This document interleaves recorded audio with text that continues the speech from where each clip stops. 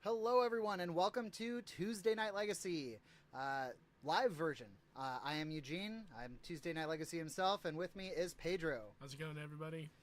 All right, so we are here in round one, and we have an interesting match. This is Carlos versus Jameson, and we have Mono Black Pox versus Delver. Looks like a Thoughtseize just got countered by a Force of Will. Now, this looks like it's turn one, yeah? Yeah, so you went turn one Dark Ritual into Thoughtseize, 2 black mana floating. Jameson went ahead and forced the Thoughtseize. With that, 2 mana still in the pool, he went to him to Torok him. Looks like we're having a little bit of issue here with the camera. Should clear up pretty soon here. Ooh, that a double land him. Double land's pretty scary. If he goes past here, we don't know what's going to happen next. Ooh, he did have the land, though. Oh, it starts with the Wasteland, though. Not a great play. Taking all of those colored sources. Jameson is on mono blue Delver, not blue red here. So that seems like that was a tough hit. Sometimes Hymn to Turok is just the best card in your deck. Oh, yeah. Hymn to Turok is a very dangerous card at times. Ooh, a lot of interference on the camera for some reason. Looks like that was an Urborg, Yeah, if I'm not mistaken. Liliana, the Last Hope, I think. Maybe Is that the Last Veil. Hope? I think it's an STCC. Well, Most likely the Veil. Yeah, If he's forcing it. Guess it doesn't matter here. Seeing a Force of Negation. I like Force of Negation a lot just because of the exile effect. I don't think it's going to matter for Mono Black Pox. Don't think so either. But, I mean, double forcing within the first 3 turns going against Mono Black Pox is a bit tough. I mean, you're limited on resources based on your opponent's deck. So 2 for 1ing yourself here and there is definitely going to add up. Yeah, absolutely.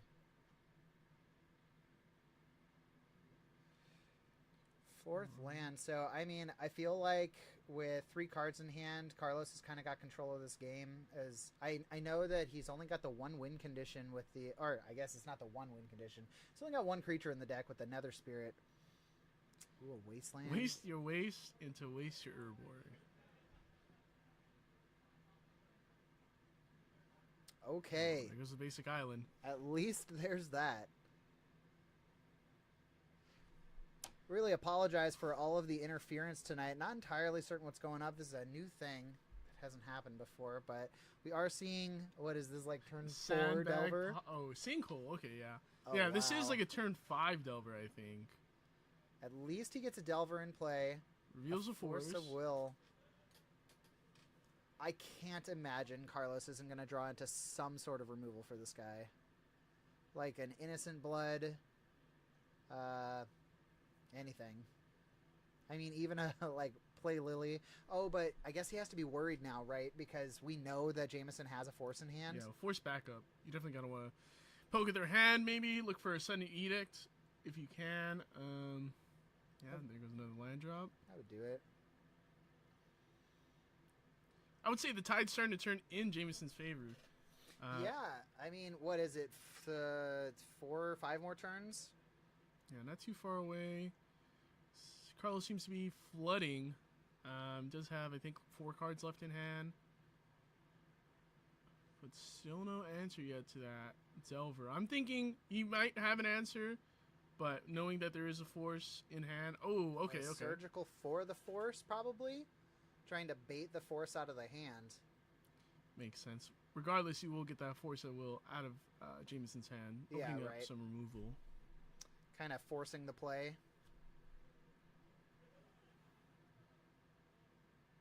Of course, here's my Force. Pitching. Piracy Charm? Oh. Piracy What Charm. a throwback. What does that do? Have you never played Dan Dan before? Well, I've played a little bit of Dan Dan, but not enough. All my Dan Dan lovers out there will know this card. 1 mana board wipe in that situation.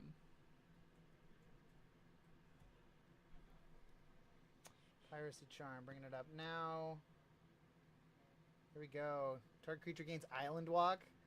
Target creature gets -2/-1 until end of turn. A target player discards a card. Discard and instant speed discard in blue. That's interesting. Very interesting. I would say most likely runs it for the Island Walk effect. Maybe battling another Delver deck. Maybe trying to force through your Murktides. You know, tons of reason to be playing the card. I mean, giving removal, yeah, it doesn't really affect as a removal spell, but I guess it could also help you get across the line. If you have a flip Delver, it becomes a 5-2 or 5/1. Yeah. Right? Sometimes that matters. Yeah, definitely a lot of uses in Mono Blue Delver. We see a Brainstorm from Jameson. Let's see what he can pull out of this. I mean, it seems pretty stalemate at this point. Yeah, I mean, he did get that Sudden Edict. We didn't talk about it, but I see it in the graveyard for Carlos there. And getting rid of that Delver. Okay, second island. Yeah, I feel like Carlos has really lost his advantage here of keeping Jameson off of his mana, and he wasn't able to excel any advantage off of that. I mean, Jameson's still at 17, which I think he's taken all from fetches and the Force of Wills, right? I think so, yeah. Decides to let it go. Still got that Force in hand. Oh, but he wants to drop that Murktide. That's Sorin? It's just Sorin Markov, straight up? No, I think it's the It's Count Dracula. Oh, man. Well, it's got to be 3 mana, as he went Dark Ritual, Sinkhole, 1 mana floating, tap 2 lands. Sorin the Mirthless. It's 4 mana. Unless I'm missing something, I don't think he had the mana to play. He played that Dark Ritual, I'm almost positive. But I think he went Sinkhole that turn. Could be. Maybe a mistake on my end for sure. Definitely will take a look later. Immediately, Oh, is this a Bob trigger, basically? in a sense, yeah. Okay. Whose life equal to the mana value, and you can make a creature 2/1 vampire lifelink. Okay. And if you can get them up there, 13. I mean, it's definitely a win condition, so that's good. 100%. I think we're going to see a minus. Yeah. I think it's going to be really good for him. He's going to start getting some life back, put some pressure on the board. And we'll have a blocker for a potential creature from Jameson. But seems like he's kind of trying to stay alive at this point. See if he can... Man, dragging this Edict, the Shieldred's Edict that came off of the Mirthless, do you think that gives Jameson pause here of dropping this Murktide into play? I mean, you get the 8/8. You could force it, but then it's shields down, right? I think you do have your back to the wall at this point with an active Sorin in play. You really have to start putting on some type of pressure to either your opponent's life total or to the Sorin itself. So I think you are forced in this situation to run out the Murktide with force backup. This is interesting, though. He did not go for the 8/8 Murktide. I mean, he's kind of saying, you know, I know you have this Edict. Oh, okay. He just lets it go. He didn't even try and fight the force on it. He must really value whatever that other blue card is. Could be like a second Murktide, if I had to guess. Yeah, pretty interesting, because letting that 2/2 get in there definitely changes a lot. Yeah, you might be right. Smallpox. Smallpox is brutal. It's definitely not a second Murktide. I don't know what it is, but it's not a second Murktide. So yeah, you lose that land, lose a creature. That's interesting. You discard a card, right? Carlos, yeah, and he discarded a card. I think he's hellbent. But I wonder why Carlos would discard or destroy the Castle Lochthwain. That could give him active advantage over getting rid of one of these basic swamps. Yeah, a bit interesting. I guess maybe he doesn't want to give value to a wasteland, if I had to guess, but this scenario... You know what? That's fair. Yeah, I would definitely say... Because what is that, Mistress Factory in play now? So. Oh, yeah. So that's another win condition. Alrighty, looks like we have a down tick, I'm going to assume. Yeah, make another 2/2. Yeah, I like... Okay, 3 mana play Liliana of the Veil. Well, I love this being Hellbent. That's a fantastic card, especially in this stalemate. I mean, this is just going to take all the gas out of Jameson. Yeah, I definitely do think the game is almost wrapped up at this point. Active Lily, active Sorin. It's going to be really tough for Jameson to fight back from this position. Let's see if he has a play here.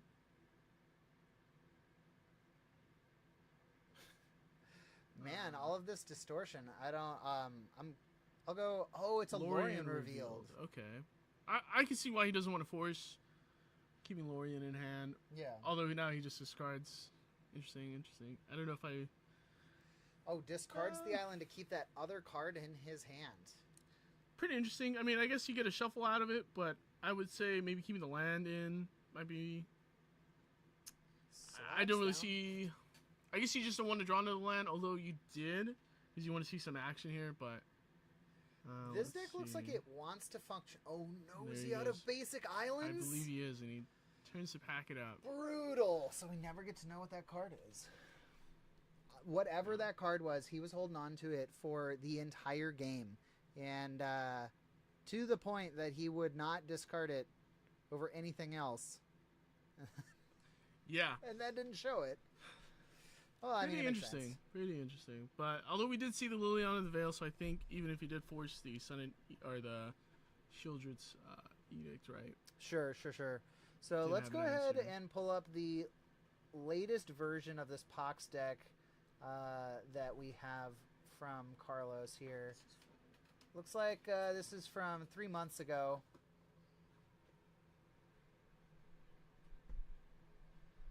Oh no, this is his green-black Pox list. Mono-black control. Looks like we don't have the specific list that Carlos is running here, but we do have an approximate list. So you give us some insight into what the sideboard might look like. Oh, that'd be interesting. Do you think that Carlos has a Helm of Obedience in his sideboard? If I had to guess, after playing Carlos a handful of times, I don't think he is, but I think we're looking at his. No, that's his main deck right now. And in this kind of matchup, it is pretty interesting. I don't know if you actually need to bring it in. I would say your main deck is pretty built to beat Delver. That's fair. I mean, it's just so much removal and so much land control that, you're already where you want to be, right? 100%. And Jameson down to 13, he basically just conceded because it was going to be a super long grind out, even if it was like 7 more turns. Yeah, and then Pox is favored in that kind of a matchup for sure. You don't want to grind it out, I believe. Oh yeah, grind against Pox? I don't Good know. luck. That's all we can really say. I don't know about that.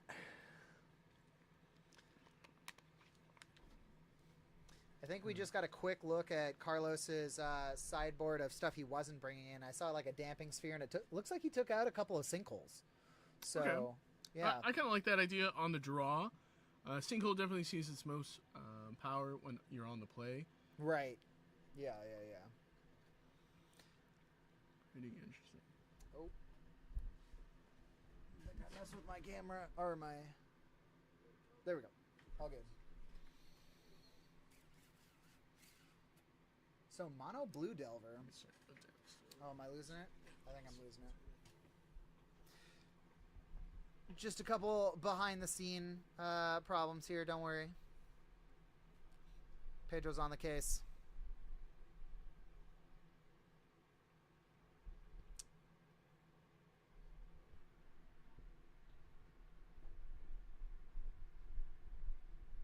Our players shuffling up here for game 2.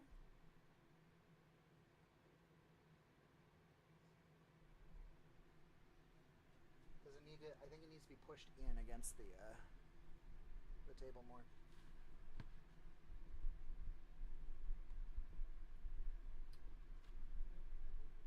Round 1. We are into game 2 here in round 1.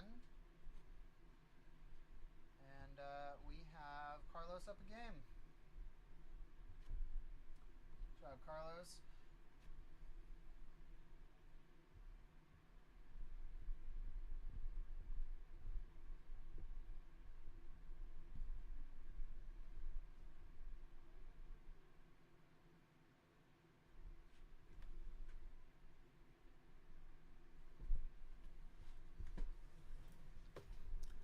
I'll roll over here for a second. So we are already into game 2 here. Looks like we had Jameson pulling up a basic island here. We know that Carlos has taken out a couple of his sinkholes, but we don't know if he took out all of them. Into a turn 1 Delver always feels good for mono blue. This being your main win condition here. I mean, obviously you have Murktide Regent to clean anything up. But Carlos has to be very careful. Cool.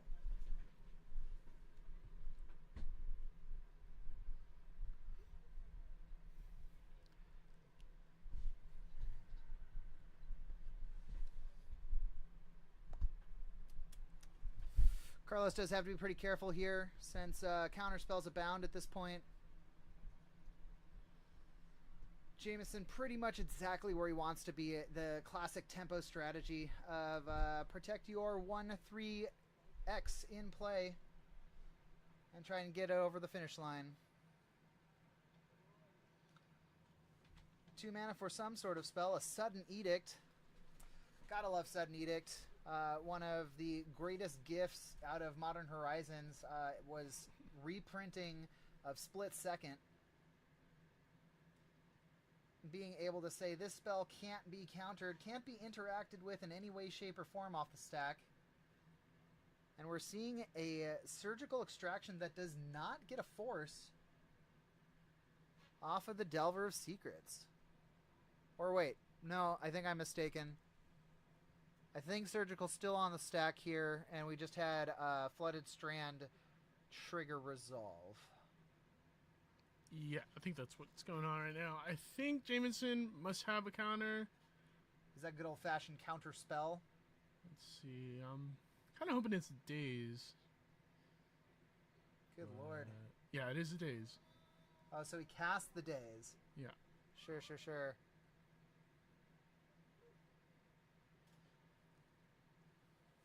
This is pretty tough to follow. I'm gonna go and try and reset the camera.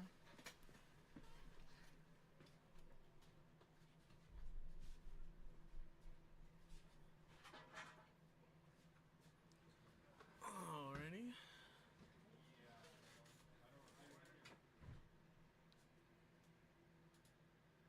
Okay, looks like... Where are we at? Little shuffle.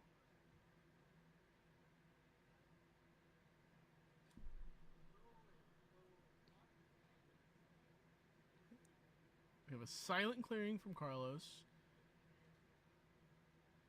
Looks like he's getting ready to cast. Leave. That's, yeah, Sinkhole. Targeting basic island.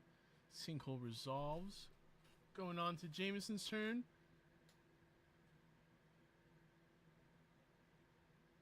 Tapping one for Brainstorm. I think I saw Delver come in there from the first card draw. It's a little bit better.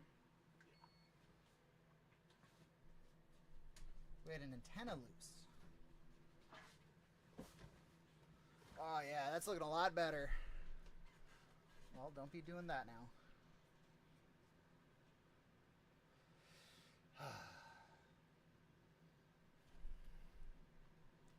Alright, we see Delver in play. Wasteland follow, targeting the factory. Uses it to crack the silent clearing, draws a card. Probably digging for an answer, if I had to guess, to that Delver. Well, this is Delver number 2, right? Yeah. Yeah. Oh, we got a Stifle in hand. Okay. Stifle Wasteland, Stifle Maze Land. of If. Okay. Almost looks like.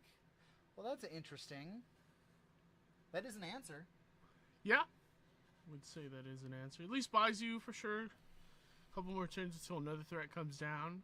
You do have to try to dodge Wasteland. And I guess if Jameson feels like getting through, he can Stifle. Chooses not to, which I think is appropriate. Oh, to stifle the activation trigger? I mean, I guess. Could come up at some point in the game if he really wants to push maybe for a kill, if his life total is low enough. Just deploys another factory. You know, Carlos is one of the only players I know that is still using like 4 Mistress Factory as a win condition, but it totally makes sense. It's one of the most effective and cheapest for activation on manlands, right? Yeah, it's like 100%. the original manland. Yeah, dating back to Antiquities, which I think he has a copy out in play. That's pretty cool. Yeah, definitely. The 4 Seasons, probably one of the coolest. I think he actually is running all 4 seasons. All 4 seasons, yeah. That's awesome. That's what you want to see. Stifle. Oh, there it is. The Maze of Ith trigger. You love to see it. 1 point of damage in. Oh, wait, it's not even flipped? It's not even flipped. No, why? Okay. He's sending a message. Sending a message. Get that damage in. Castle Lock Twin coming down for Carlos. To a Sudden Edict.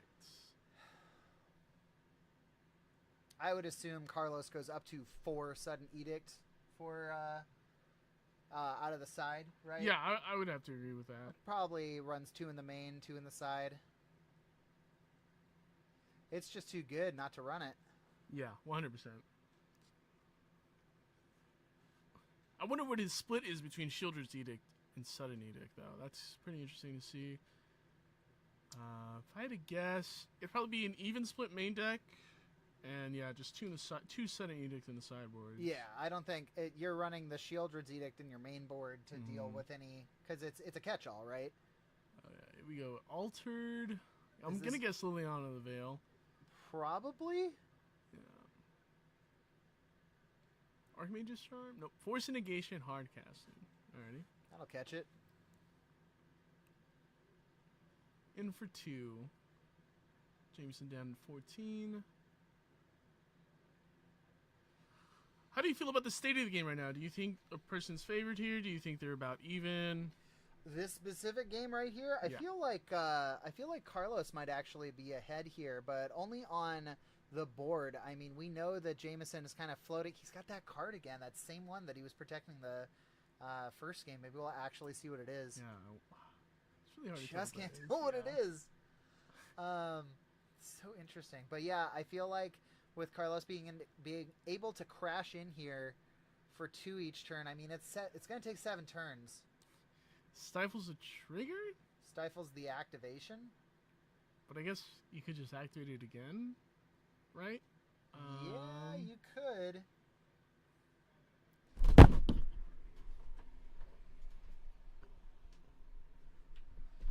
Sorry, folks, having unfortunate issues tonight. Nothing ever gets to run right. Okay, now we're reading this card. It's a 3 cast. I know what this is. This is what people were calling like a poor man's Murktide Regent. Sailor's Bane. So Sailor's Bane. So Sailor's Bane is a 7/7 with Ward 4. And says this spell costs 1 less to cast for each card in your you own and exile and card in your graveyard. This is an instant sorcery or adventure. And we are seeing Carlos pay the full tax of the Ward 4 here with 6 mana. And he's going to Feed the Swarm, this sucker. Feed the Swarm being a removal spell. I think Carlos lost 7 life for that?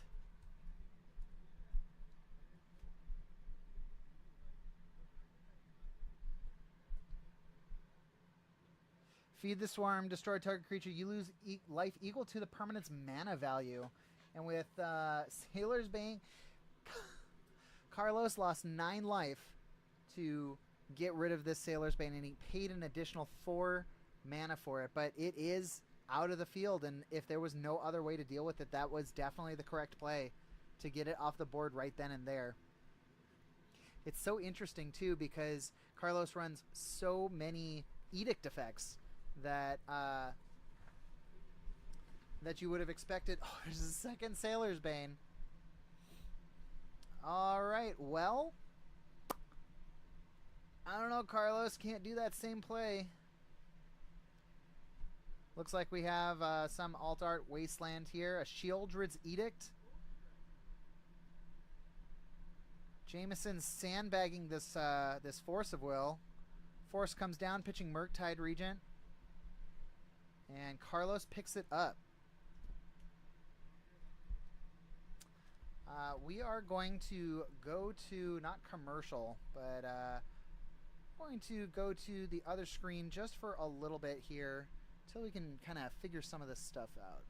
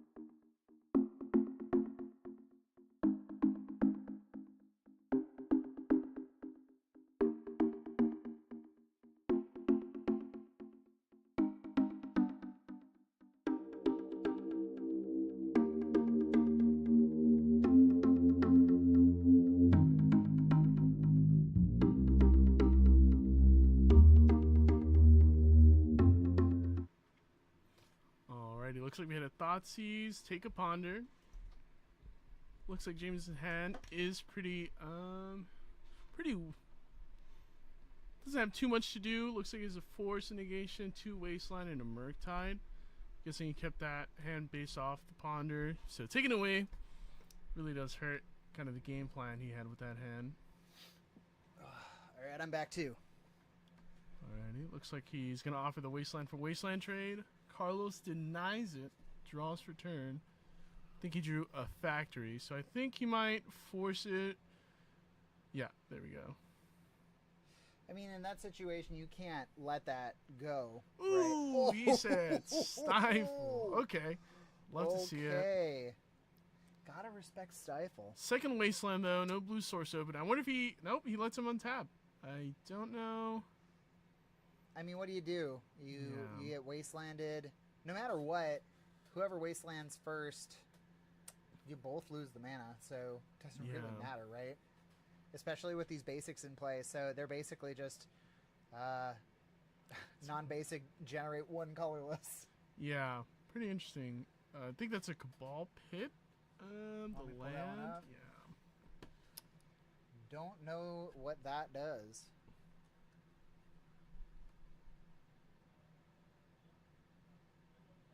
Yeah. So. Okay. So it's the deal 1 damage to you. You can sacrifice it with Threshold, and it's another removal spell, kind of. -2/-2. Wastelands it. You probably do that in that situation just to get him off a second black source, I would guess. Yeah, kind of like that idea. How much? So I guess he's pretty far off from that Sailor's Bane in his hand there, or Murktide Region for that matter. Surgical, okay. Maybe targeting Wasteland if I had to guess. Is that a Wasteland in Jameson's hand there? Yeah. Yeah. Okay. We're gonna fire off this Piracy Charm? I don't know that card. Or no, that's not Piracy Charm. What is that? He gets to draw a card. We're gonna have to check in with Jameson on that one, but it looks like he found the answer he needed in the form of Force of Will. I mean, he had the Force of Negation too, so. Okay, looks like he's gonna pitch Force of Will. I had to guess. I don't know if that's the. I mean, I'm not a blue player, but I don't know if that's the right play here. And you can tell me, Mr. Death Shadow. But wouldn't you pitch Murktide Regent here?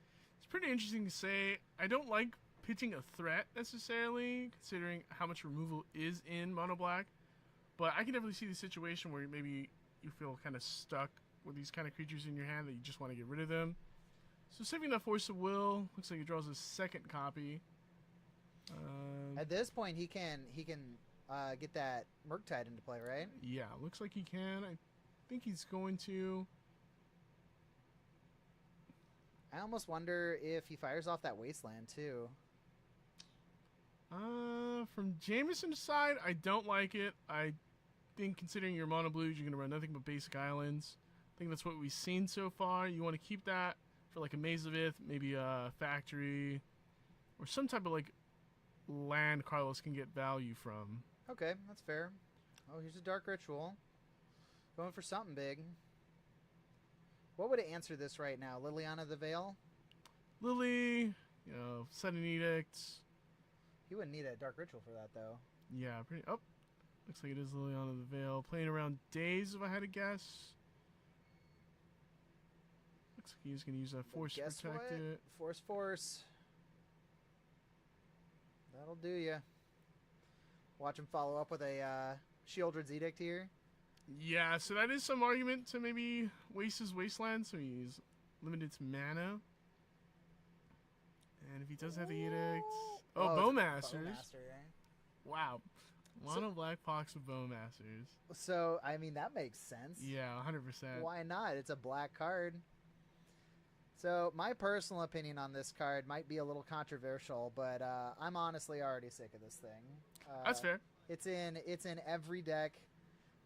There's decks that have never been black that are running it. I mean, XJ Cloud, famous Death and Taxes player, just won an open, I think it was, with black and white Death and Taxes list. So, yeah, I mean, the card is insane, taking over Legacy for sure. I actually saw over this past weekend at MXP Tacoma, 8cast was playing Orcish Bowmasters. how does that work? I guess Mox Opal's good enough to fix your mana, which it did get me in a couple scenarios, so yeah. Wow. Pretty interesting to see. That's crazy. Running a Ponder into Bowmasters, I think I like it. You're kind of forced to in this situation. Yeah, but you can't cantrip like you normally would. I mean, seeing a Brainstorm off the top and then kind of being like, well, Yeah. I don't know if I'm going to make this thing enormous. Carlos, it looks like he missed one of those triggers off of the Ponder, making that 2/2 army. But if there's no answer for this Murktide, it's a moot point. Ooh, a cantrip. That's not a good sign. I believe Jameson took a Spell Pierce off that Ponder. So, Carlos... Yeah, it's Might- Sudden Edict or Bust. Smallpox. Ooh, there's a Smallpox. Oh, he can't cast it. He was like, I still have the Spell Pierce, even if Yeah. you cast it. Oh, the Sudden Edict. There it is. What was it? I think it One was more off card? the top, yeah, Yeah. so... Well, there you go. Jameson takes it. 2-1. Right? I missed that second game, right? Yeah. 2-1. All right, cool. Well, a good round one here at Tuesday Night Legacy. With 16 minutes left in the round, maybe we'll try and get somebody else on camera. In the meantime, we will be jumping to our other screen, and we will be back with you as soon as we have more content to talk about. See ya.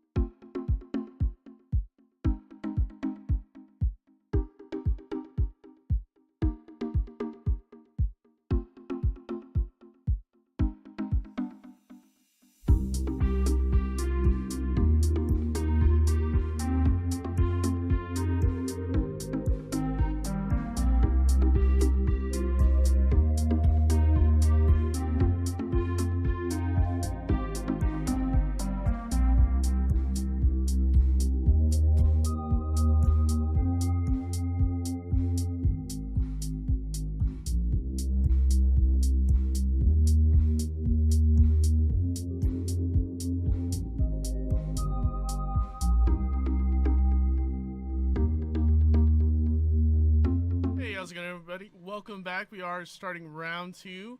Looks like we have Erica and Maxwell. We have Maxwell on Painter. I believe it's a mono red. And Erica, we're not too sure what she's on at the moment. We see Erica filling out the... she's showing the... so this is a survey I have all of the players fill out so that we have the information for us in the back here. Typically, I try and keep it a secret so that, there's no information revealed. But walking through, we will have Erica's... Oh, there it is. She's on Oops. Oh, nice. It's been a little while since I've seen Oops All Spells. I'm pretty excited to see if there's anything new. I'm going to assume they probably don't run Bowmasters, but this day and age, you just never know. Everything runs Bowmaster. Well, why don't you take us through what Oops All Spells does? Oops All Spells uses a combination of the dual face land cards, meaning that you run technically no lands in the deck, but you do run, like, I think it's Seagate Restoration, Agadeem's Awakening, can't remember the green one off the top of my head, alongside artifact mana to cheat into play some of your spells using Elvish Spirit Guide, Simran Spirit Guide, try to get Balustrade Spy, I believe it's called. Balustrade Spy? Yeah, just the middle of your deck, reveal a couple Narcomoebas, sacrifice them with Dread Return to get a Thassa's Oracle into play and win the game. And this just all happens on turn 1 usually. And the versions I've seen usually have a backup of a Pact of Negation so that you can have free counter spells on turn 1. I mean, you lose the game if it doesn't work, but hey, you're already all in, right? So... Yeah, most definitely. So, Pact of Negation does fit the model pretty well, I'd say. I believe Max is on the play. Pyroblast is going to be pretty tricky. Might not interact super well against the deck, considering that just the Thassa's Oracle triggers pretty much all you need to win from Oops All Spells. And you have no cards in your deck, so getting rid of the Thassa's Oracle doesn't actually prevent you from losing the game. Yeah, looks like... in almost every other scenario, this would be a fantastic keep. I mean, double blast the red mana to cast it with an Urza Saga. But I don't know what is a better hand. What else is Max looking for here against an Oops list, I would say probably in the blind, Max does probably want to see like a Painter or... Yeah, maybe some type of fast mana, I believe. I think he had an Ancient Tomb, right? Yeah, there's an Ancient Tomb in there. Yeah, I think he might keep, but... What's the fastest you can kill somebody with the Painter combo? Is it turn 2? If I had to assume, it'd probably be turn 2. I don't think he'd run enough. I mean, theoretically, if you had the perfect 7, I think you could probably do turn 1, but... Turn 1, Painter off of Ancient Tomb. Turn 2, second Ancient Tomb. Grindstone, activate.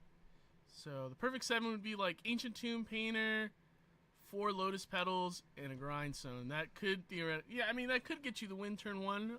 Most Painter players won't go for that. 4 Lotus Petals. Yeah, all 4, right? If you just hit quads, simply. Yeah, easy in this game of statistics. But Painter is known to grind, so... Yeah.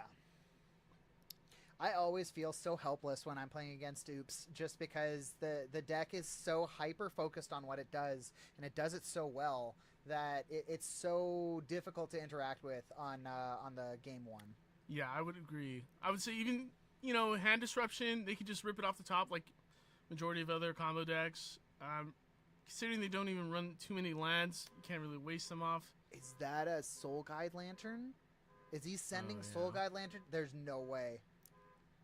Well, I mean, if you didn't know it's Oops, then now you why do, would right? You? Agadeem's Awakening into Thoughtseize. Okay. So it wouldn't matter anyways. Yeah, keeping the Painter and the so you take Painter here. I mean, it's his only gas. Let's see here. Kind of hoping for that turn 1 Painter and to rip a Grindstone off the top. See a Chromox. Getting Chromox pitches a Thoughtseize. Summoner's Pact, assuming for the Elvish Spirit Guide. I think I saw Dark Ritual in hand.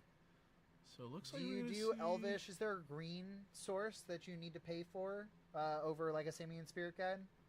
No, I do think the Elvish Spirit Guide being green for Summoner's Pact is insanely huge. Oh, of course. I forgot Yeah. the Summoner's Pact only searches for green creatures.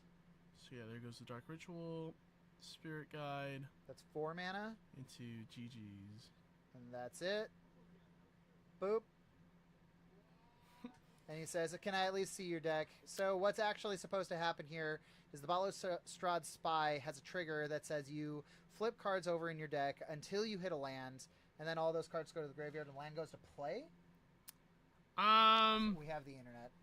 Yeah, I don't know exactly what it does, but essentially what it's meant to do in the combo deck is that you get your 4 Narcomoebas out, Dread Return away, 3 of them into Thassa's Oracle to win the game.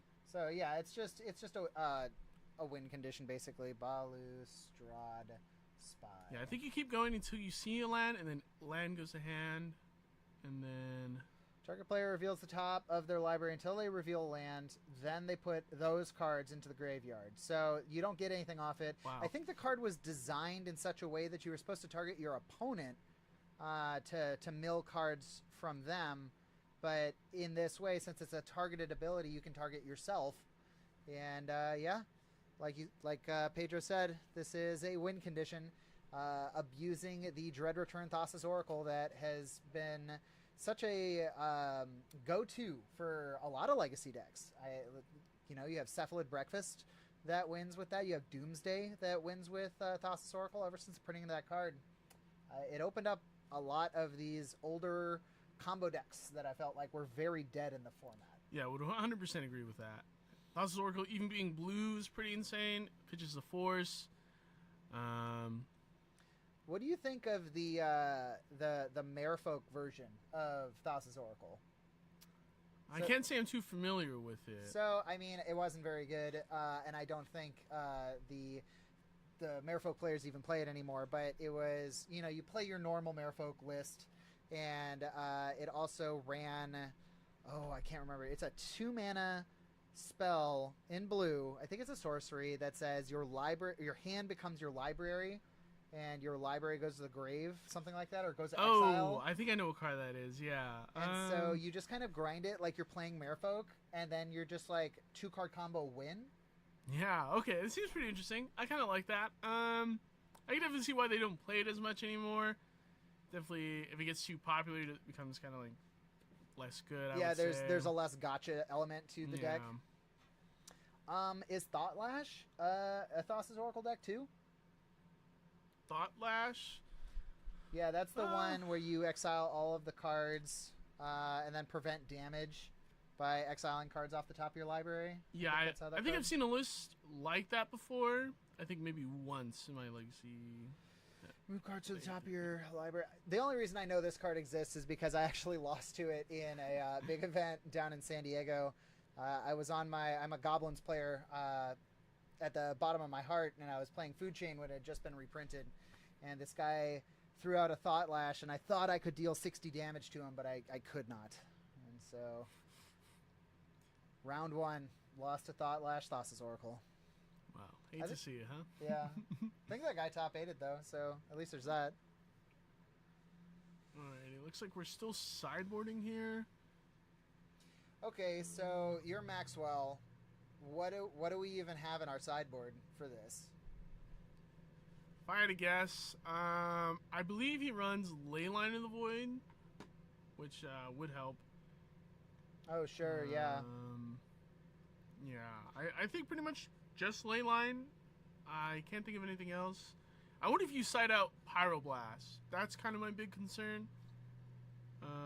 I think in this matchup, it's probably correct to sideboard out all your blast effects. So this list that I have here for Max is, it said it was 4 months old. I don't think that's correct since I just put a video up for him earlier this week. But it looks like we got 2 Mindbreak Traps and 4 Ley Lines. That probably all comes in, right? Probably the Torpor Orb as well. Oh, the Torpor Orb, yeah. Stopping the Thassa's Oracle trigger. But you basically get 1 turn of interaction, and then everything else is on the stack. Yeah, so I wonder what Erica can bring in, or what's in her sideboard to bring in, rather. I have no idea what Pretty would be in an interesting to oops see that. sideboard. Yeah, and then kind of the old, maybe cat and mouse game where I bring in my anti-enchantment removal or anti-enchantment So cards. we had one player at the store. His name was Stanley, who came in and played Oops and just crushed week after week. And so this list is over a year old, but sideboard including several ley lines. Mm-hmm. A wild canter 1. That's interesting. You must be able to get it out of your sideboard. Foundation Breaker, that is the evoke card, and a Chrome Mox. Interesting. The 4 Force of Vigors. That I like. Fighting Leyline in the Void. Yeah. And you can pitch what? Like Elvish Spirit Guide. You can pitch the Summoner's Pact. Looks like Turn Timber, Symbiosis too. You might even bring in the Wild Canter because it's another card you can pitch. Yeah, I can definitely see that. Another green source. Probably sideboard out maybe like Cabal Rituals. Even though it is cheap mana, fairly pretty expensive to cast for the deck. 2 mana is quite Cabal a bit. Cabal Ritual. Yeah. If the list is still playing it, but shall see. We will see. Yeah. Like a majority of combo decks, it is really tough to sideboard. Trimming on anything within your main 60 cards always affects the combo. How quick you can see it, how quick you can get to it. So, pretty interesting to see what you can trim on while bringing it in. I'm going to assume 4 or 5 cards into the main deck. Yeah, you can't go too hard, right? With your sideboard. I mean, like, I know some decks will like bring in up to 8 or 10 cards, but combo deck can't do that, especially one that is like this hyper focused. There is no backup win condition here. Yeah, we are Thassa's Oracle or bust. Very much so. Looks like. I mean, I've never personally heard of an Oops deck winning with Simian Spirit Guide or Elvish Spirit Guide beats. Going the distance, I've never heard of it either. But yeah, I wonder if you can like maybe run like a Shieldred. I wonder if that could. I mean, if they haven't already, most likely it just doesn't work out for the deck. Just makes some sense. You don't have cantrips. Yeah, pretty interested to see what she can bring in. I think I just kicked the camera here.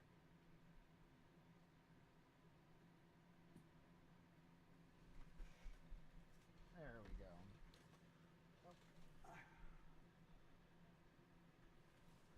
There we go. Perfect. Just messing with the camera. All Don't right. mind us. Still shuffling up here. Go. Presenting on a game 2. So a card like Damping Sphere would probably be really good against Oops, right? Yeah, 100%. Stopping a lot of the turn 1 actions. Problem with Oops is, although it can go super quick, turn 1 kill, I could definitely see a game where it just goes land drop, Lotus Petal, pass into like maybe like a Chrome Mox, and now they're up to 3 mana, so you already know they can just go land drop into Spy, which is pretty frustrating to deal with. So Oh, you're sure. ready for a quick kill versus the long kind of build up towards it. I think Max checking the wording on a specific card. We did see he had Pithing Needle in hand. So he might be kind of confirming that that would be useful for him. Yeah, Pithing there's Needle. a Leyline, though. Okay. Oh, Leyline. I like it. So Sanctity means that she can't be targeted, right? She can't That's be proof? grinded, yeah, so... That's pretty good. Yeah, pretty solid. So it looks like we might get into Constructs beats. Shall see. Double Lotus Petal kind of leads that way, but if you don't have a second land, it doesn't look like it is in Maxwell hand. Using 2 Lotus Petals to get out 1 Construct would be pretty bad for him. Yeah, that's a big payment. Oh, we definitely have to check.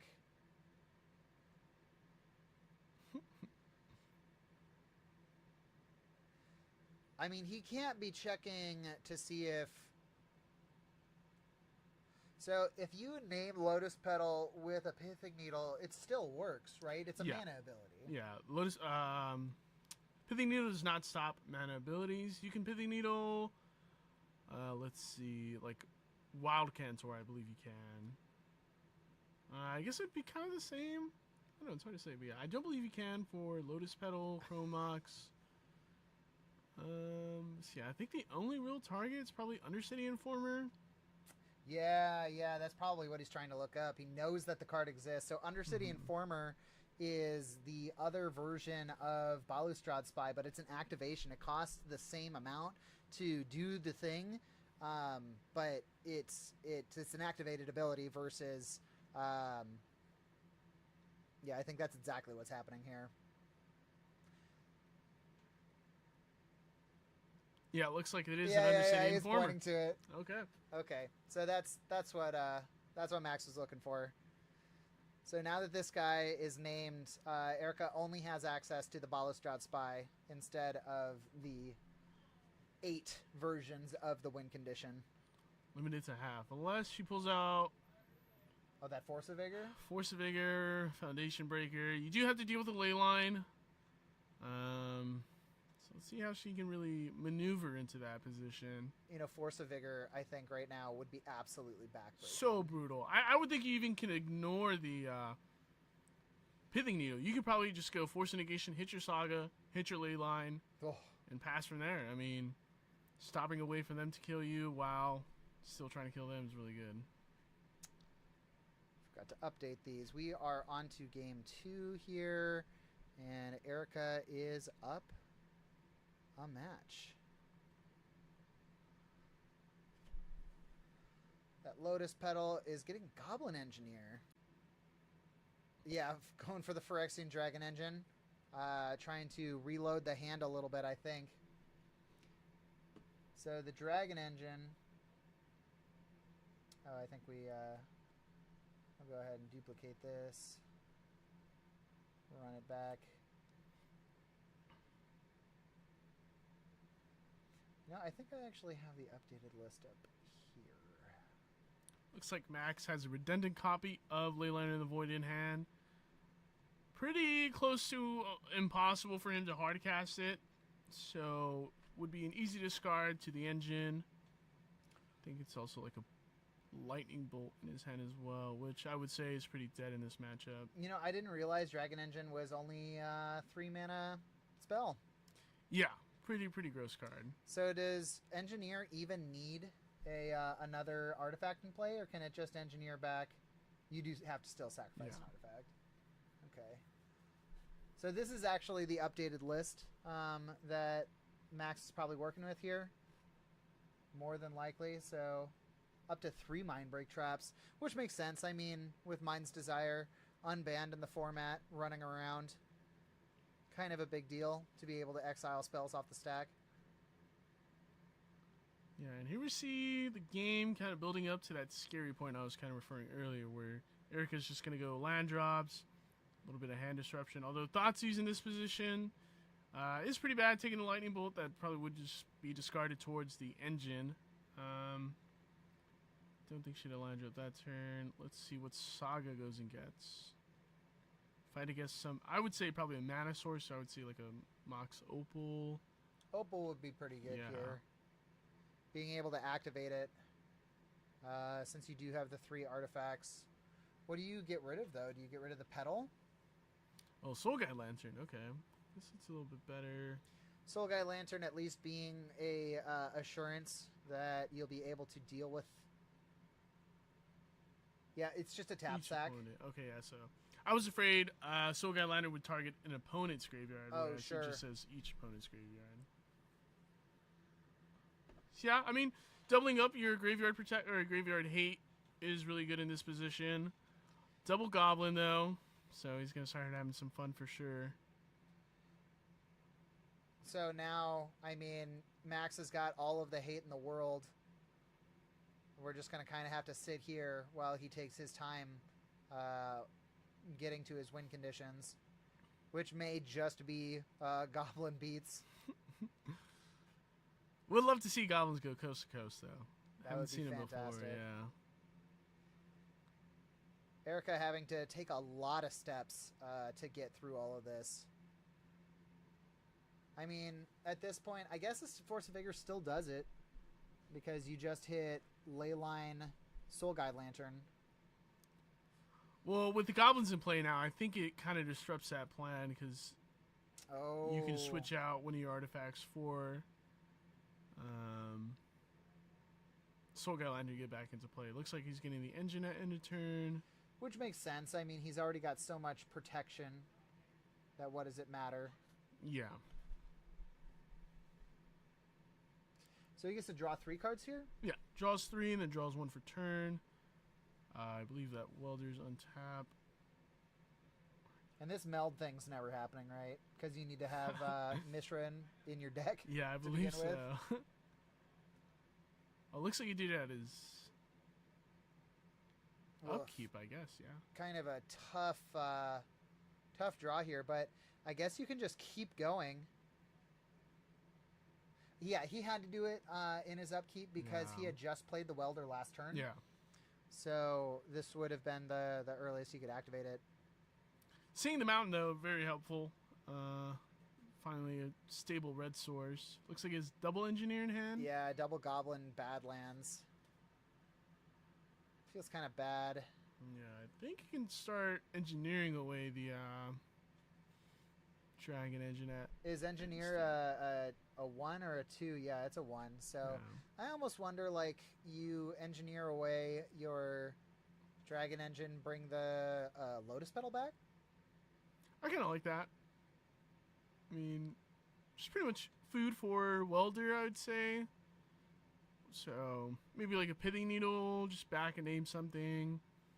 Maybe like just keep it in Spy or Undercity Informer in the meantime. Have it semi on at all times. I'm not sure whose priority it is right now. If Max is sandbagging it, or maybe Erica has some effect she can do on Max's turn. Or okay. So I think that was actually Erica's turn. We just missed the draw. So crash in for 2.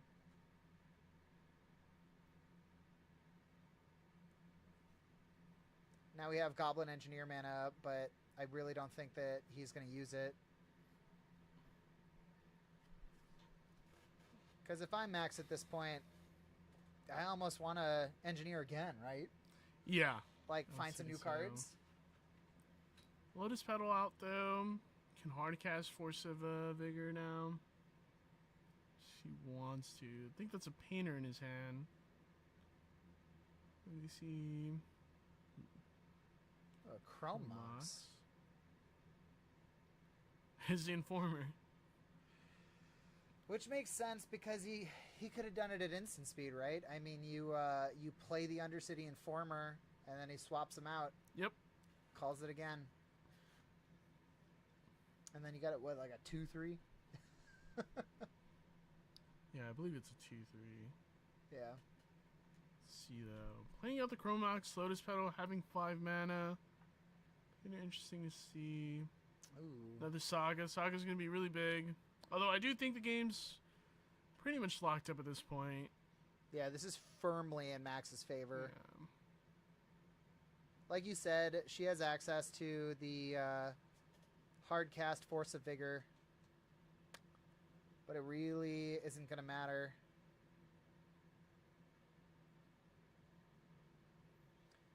Somehow getting rid of the graveyard on top of being able to destroy it just seems like a tall order.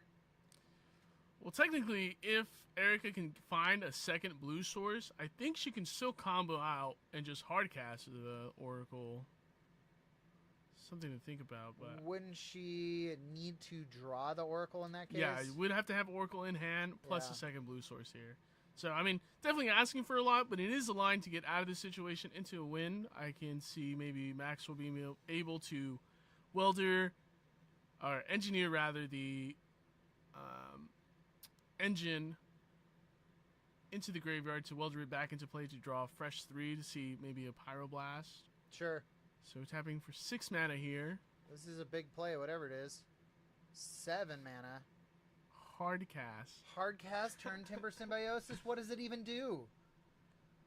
Look at the top 7 cards of your library. You may put a creature card from among them onto the battlefield. If that card has converted mana cost 3 or less, it enters with 3 additional +1/+1 counters on it. Okay. Definitely did see some hits in there. I saw a Spirit Guide, Wild Cantor. This is at sorcery speed though, so no trick here. That's an Undercity Informer. So I mean, a 5/6 Undercity Informer is kind of no joke here, especially on this board state. Yeah, I mean, he needs a lightning bolt in order to deal with it. That wouldn't even deal with it. Yeah. Because the Phyrexian Dragon Engine's only a 2/2. That's a pretty nuts play. And it does have to be Undercity Informer, right? Because of that second thing, it needs to be CMC 3 or less. To get the +1/+1 counters, yeah. But to just put it into play, it can be any creature, I believe. There it is. Yeah, it is the Undercity You got Informer. a 5/6. Let's go to the bottom. Random order looks like. Wow, what a massive play. That's awesome.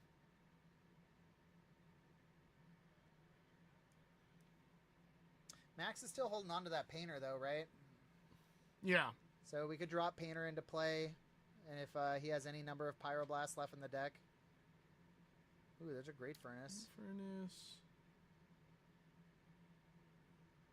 I almost think you drop Painter into play just cuz here.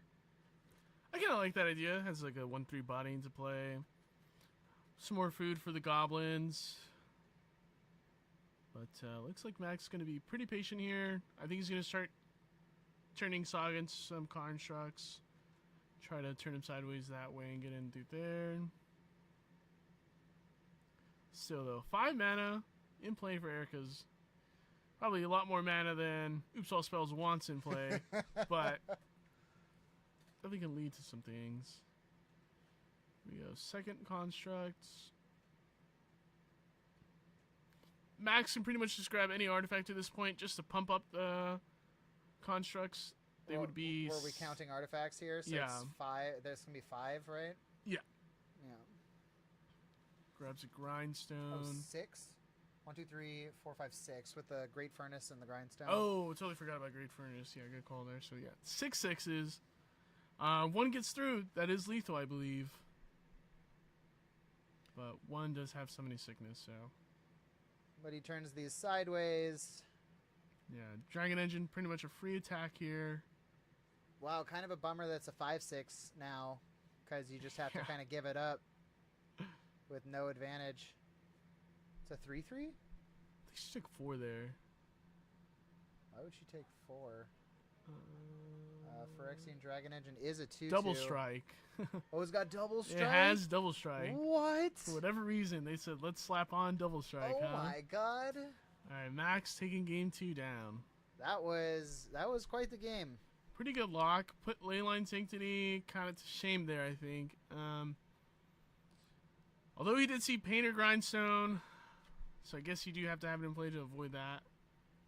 Yeah, kind of forced Max to play slightly more fair, win in the old-fashioned way via damage rather than the combo. Turn him sideways. Fortunately, Goblins did not go coast to coast that game. Would have loved to see it, but, you know, we'll take constructs doing their thing over and over.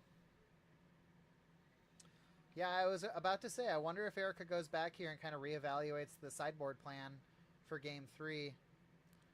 I kind of like the idea of taking out Leyline and Sanctity when you're on the play. Kind of condense the deck back to a combo deck. Kind of removing some of the excess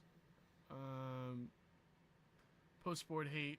But right, don't be afraid. Like, you need to combo before he combos. Yeah, total full send. Looks like Erica is more disciplined than I. He's keeping in the Leyline Sanctities, which is probably correct. See how it goes this game, though. I wonder if Max is going to change anything about his sideboard. Looks like he is reconfiguring his 15. Off camera. Off camera. Show us the cards, Erica. We want to know. I mean, of course, he's got to have the traps in there. Yeah. But like you said, if she plays it slow, well, Balustrade Spy, Dread Return, it's only 2. So, like, if you're really patient with it, then you can play around Mindbreak Trap as well. Almost always, though, they're going to get caught. Yeah, it's going to be pretty interesting to see how a post-board game with Erica on the play is going to turn out to be. Do you have enough creatures in play that you can Cabal Therapy as well? Yeah, I believe so. You should have 4 Narcomoebas in the deck. Pull that up. So you should have the 3/4 Dread Return and then 1 for Cabal Therapy. Do you think that there's versions of Oops that are greedy enough that only play 3 Narcomoeba? I don't know what the extra flex slot would be, but you really don't need 4, right? Technically, you don't. I do think... I almost want to say it's 100% correct to play all 4, just in case if you ever draw 1, right? Then there goes the idea behind it. That makes sense. Yeah. But I guess if you have all 4 in play, then you also have the Balustrade Spy. If there's only 1 Cabal Therapy. I was going to say if there's 2 Cabal Therapies, then you get therapy twice. True. You know, name something and then actually hit the thing that's going to mess you up, and then you get to combo. Yeah, very true. But, I mean, this list from a year ago only runs 1 Cabal Therapy. And I wonder if Erica even keeps in... Well, I guess it's probably correct to keep in Cabal Therapy. I can definitely see situations where it just won't do too much, considering Max's interaction is not at instant speed other than Pyroblast. Well, no. Max he's fighting on both fronts. He's got the Ley Lines of the Void, and then he's also got the Mindbreak Traps. Oh, Mindbreak Traps, correct. Yeah, that's right. So, it's tough. I mean, I would say, like, that is the correct way to board, just so that you are fighting on all axes, and makes it much, much, much more difficult for your opponent to anticipate what your hate is going to be. Yeah. Yeah, looks like we're shuffling up for game 3 here. Here we go.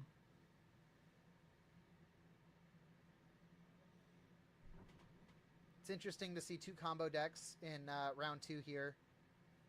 Oh, we are on game 3. Which means that both of these players won their game round 1. Leyline in the opening hand for Max. I like this as a keep. I can definitely see Leyline into turn 1 Saga. Let's see. I missed that entire hand. What has he got? It was Leyline, Urza Saga, Ancient Tomb, Pyroblast, I believe a Welder with a Great Furnace. So okay, pretty good opening hand for him. Yeah. Looks like he is keeping. I feel like Painter, you see like a Goblin and Urza Saga with a Red Source. You're like, okay. Yeah, probably good enough. But let's see. Erica's keeping her 7. Leyline into play. No Sanctity.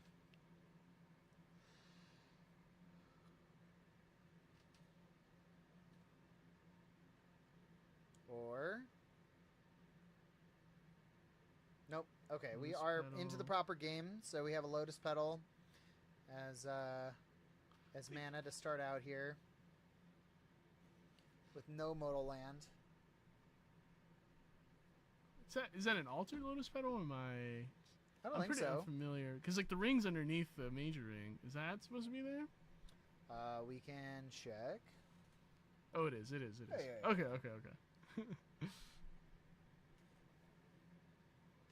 What do you think about the Lotus Petal reprint?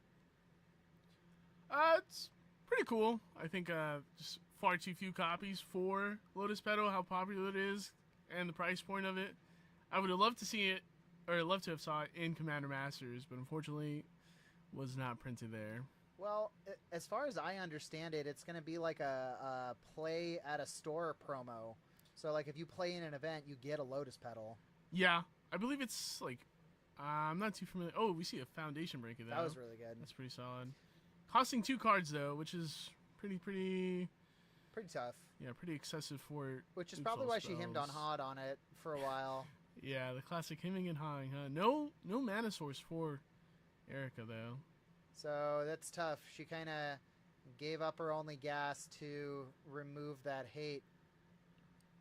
Okay, Seaman's Career Guide, a Welder into play. leaving up mana for the Saga. construct. Yeah. Putting the beats on early, which I like to see. Erica just passes here again, though. It's gonna be pretty tough for her to win from this spot. Is she passing? I feel like she's got something. Yeah, she could be cooking. She could be cooking. She's got a Spirit Guide there, yeah. Maybe got like a Summoner's Pact into a second Spirit Guide. That doesn't do enough. Yeah, pretty interesting. How do you get there? From this position, I think she has 5 cards in hand. I want to say it'd have to be like, 4 sources of mana into a Spy or Informer. Doesn't look like she's ready to go for it, though. Max all in on that Construct Beats plan here. Assuming he's going to grab a Soul Guide Lantern here. Can insulate himself against this graveyard. Yeah. Yeah, so that was basically the only turn that Max had shields down. So if a win was going to happen, it was last turn. Things just get infinitely more difficult, especially with a Welder in play. Yeah.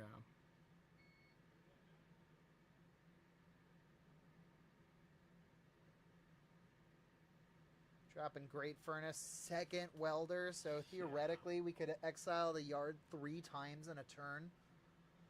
Pretty good for Max, for sure. So pretty good. Taking 4 there, 16 all.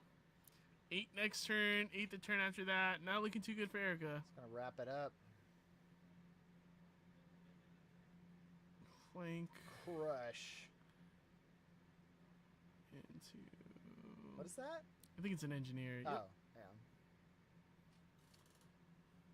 I mean, I don't know. Just an engine, I guess? At this point? Yeah. Yeah, probably. Or a Defiler. Yeah, why not? It's another 4 damage, right? Yeah. Resets your hand if you feel like it's not good enough. And you draw like a Simmering Spirit Guide plus Power Blast in a pinch, but don't think that's going to come down to it. Ooh. Yeah, it's now or never. Agadeem's Awakening, here we go.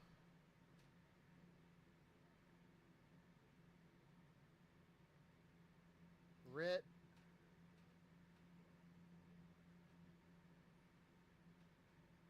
Did have the Spy, huh?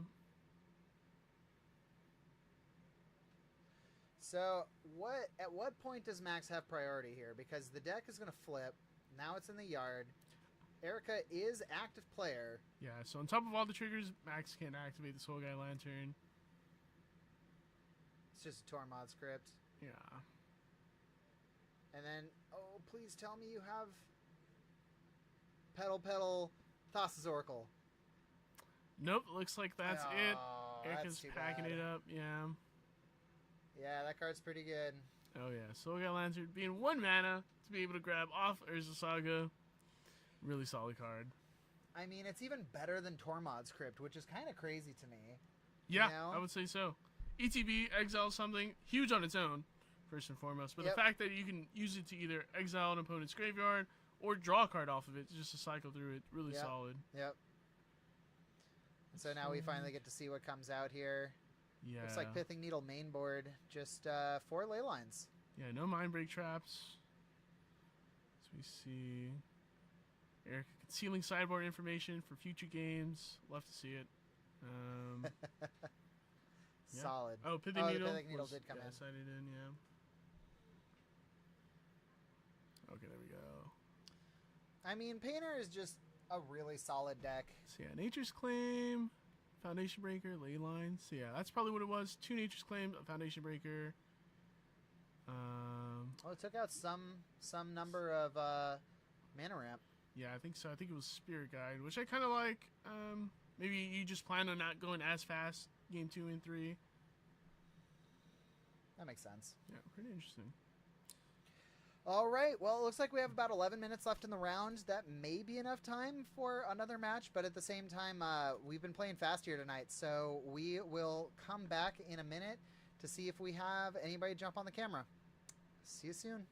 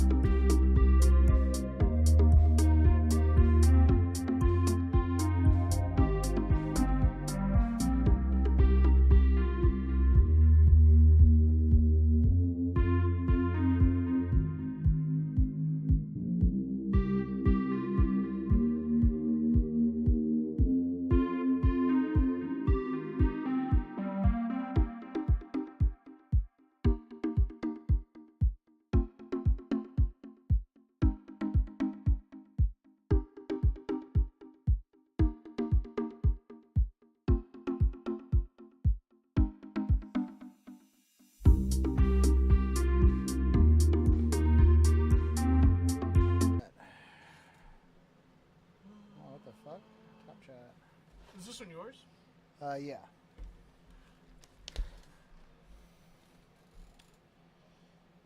I'll just leave this up. Oh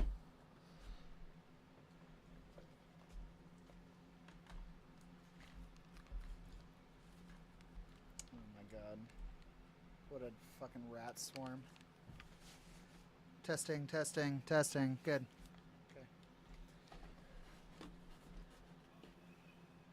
Oh, we are live. I don't know when I switch this over to live. That's fine.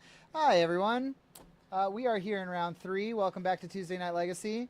I'm Eugene. This is Pedro. How's it going? And we have no idea who's playing. Let's see. So we have Levi on the left. Levi has been at the store a few times. He's playing Burn. This is a pretty classic Burn match, or Burn deck. Nothing too crazy. Count to 21, right? Count to 21, sometimes 20. I only say 21 because most of these spells cost 1 mana and deal 3 damage. Although it does have some creatures in it, so it's not always the case that you need 7 spells to end the game. On the other hand, we still have our other player, I think his name is Zane, filling out our... Ooh, The Rock by Newton! Okay. Pedro, are you familiar with the rock that Newton has popularized recently? I am not. Okay, so basically this deck used to be elves, and it has just kept morphing and morphing and morphing over time that it's just Abzan now, and the deck uses things like Fiend Artisan to find anything that you need out of your deck that can win you the game. It still runs Elvish Reclaimer, and it still runs Gaia's Cradle, but besides that, I mean, this is a whole new deck. Looks like we have Zane leading off with the Once Upon a Time. Doesn't look super interesting from the 5. I think I saw like a natural order in there, so that's going to go to the bottom. Oh, that was his hand, actually. Okay. Grabs a Gaia's Cradle. Alright, so if he has a natural order in hand, he's probably going to build towards that, considering how quick Burn can be. This is a list run Atraxa? Yes, I believe it runs Atraxa. So turn 1 Dryad Arbor from Green Sun Zenith. Pretty good play. Kind of opens yourself up to Searing Blaze if Legacy Burn plays it. Don't believe so though. Searing Blaze, I don't believe that they play it. I think that's more of a modern thing. Yeah, I think so too. So we see an Eidolon in hand for the Burn player, but no second mana source. Ooh, that's rough. You locked behind it. Now in this scenario, do you bolt the bird? I do see Lightning Bolt in Levi's hand. I mean, if you've got it, especially with the Gaia's Cradle in play, I think you bolt the bird here. Let's see if he does it. And Oh, chain he the does. bird. Okay, okay. Pretty good discipline from the Burn player, I'd say. Yeah, definitely.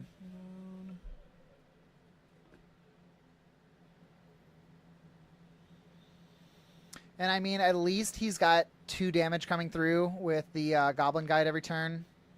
Yeah, I think that might change here. What is this thing in his in Zane's graveyard here? Foothills, Zendikar Rising Expedition. Oh, okay, okay. Yeah, 2 mana. Does he Green Sun Zenith for a 1-drop here, or play? I think that's a Fiend Artisan in hand. Let's see. Looks like he's going for the Fiend Artisan here. Fiend Artisan is a 3/3. Or that Secret Lair card I'm not too familiar with. Yeah, why don't you show that to us, Levi? Collector Oof, I think this is. Oh, okay, okay. That makes some sense then.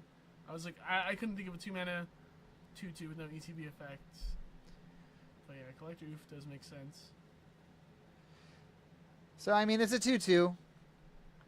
Yeah, blocks Goblin Guide pretty effectively. Though I do think we're going to see a bolt from the Burn player to remove it. I think Levi ripped the mountain here. Oh, yeah. So gas back on. I think he's trying to decide. Ooh, sends second that land from it. I like the trade here with the second mana source. Now you just go Eidolon, yeah. I could lock him for a while. Feels pretty good. Down to 15. Hoping to deal more damage early. But now that Eidolon's in play, but you take a ton of damage casting these spells. But I guess you're taking less damage, right? Yeah, definitely taking less damage than you're dealing, especially against elves. Kind of put them to the test. If they want to do anything, they are forced to play spells here. If he slaps down, almost feels like a Green Sun Zenith for 0 into a Dryad Arbor. No. Oh, yeah, that'll do it. Ignoble Hierarch. Okay. Ignoble Hierarch. So this sets up definitely for the next turn Natural Order. Which most likely is what's going to happen. Grabbing a Traxa here would be really solid. Lifelink, 7/7 right. There's an 8/8. Although if he's got 3 burn spells here, that drops Zane to 2. Although we are seeing a Monastery Swiss Spear, which is not a 3-mana burn spell, unfortunately. There's a Lava Spike and a Lightning Bolt. I think that's a Price of Progress in his hand. Ooh, okay. So I wonder if he could seal it. Let's see. Let's do some math here. Spike 9. That's 6, 8. So effectively 3. If Zane here doesn't block this. Crash in for 5. Yeah, That feels pretty good. really solid. We really want to Natural Order next turn, though. Although Natural Order does get around the tax of Eidolon. So maybe we just take it here and... Oh, but then you hope that they don't have a burn spell? It's pretty unfortunate here, but I do think you do take the damage. Untap. Well, that's the thing, because if you go Verdant Catacombs, you'll put yourself at 2. Price of Progress in Levi's hand will kill him, based off the 2 damage for Gaia's Cradle. Yeah, like almost everything kills him, right? Yeah, between a rock and a hard place, as some would say. I don't think there's a situation out of this for Zane. Let's see, though. He's really thinking it out. Takes the damage, okay. So down to 3. Yeah, I do believe this is the winning line. Just getting the tracks into play. Hope it's good enough. Although we do know it's not. Oh, I guess, yeah, you could just tap Ignoble itself, huh? Yep. No need to play the Verdant. No need. Okay. So we just have to fade a draw step. I like that. Now here's the real question. Does Zane drop the Verdant Catacombs into play just to have a land drop? Obviously, we know the answer is no. But just as a player, do you anticipate the Price of Progress here? I guess you draw a billion land or a billion cards. Out of tendency, you probably do play a land drop. If he doesn't see a basic forest, I can definitely see it being like Lair or even the second Gaia's Cradle. A second Gaia's Cradle would probably get him out of that little funk. So we'll see what he grabs here. Yeah, I'm really scared that he's just going to drop a land into play, and that's going to kill him. Definitely something to be scared about, but unfortunately in this situation, even if he just goes, okay, no land pass, you can still rip, lightning and bolt. Anything, yeah. Yeah, pretty much anything off the top ropes just to end the game, but we will see. Oh, you know what he can do here? Not that he would. Oh, he took the Fiend Artisan. Okay, Fiend Artisan. I was going to say, if he takes the Gaia's Cradle and Delighted Halfling, then he could play the Gaia's Cradle, replace it, and then play the Halfling. Oh, he just passes. All right. Very disciplined. Yeah, I like it. Good job, Zane.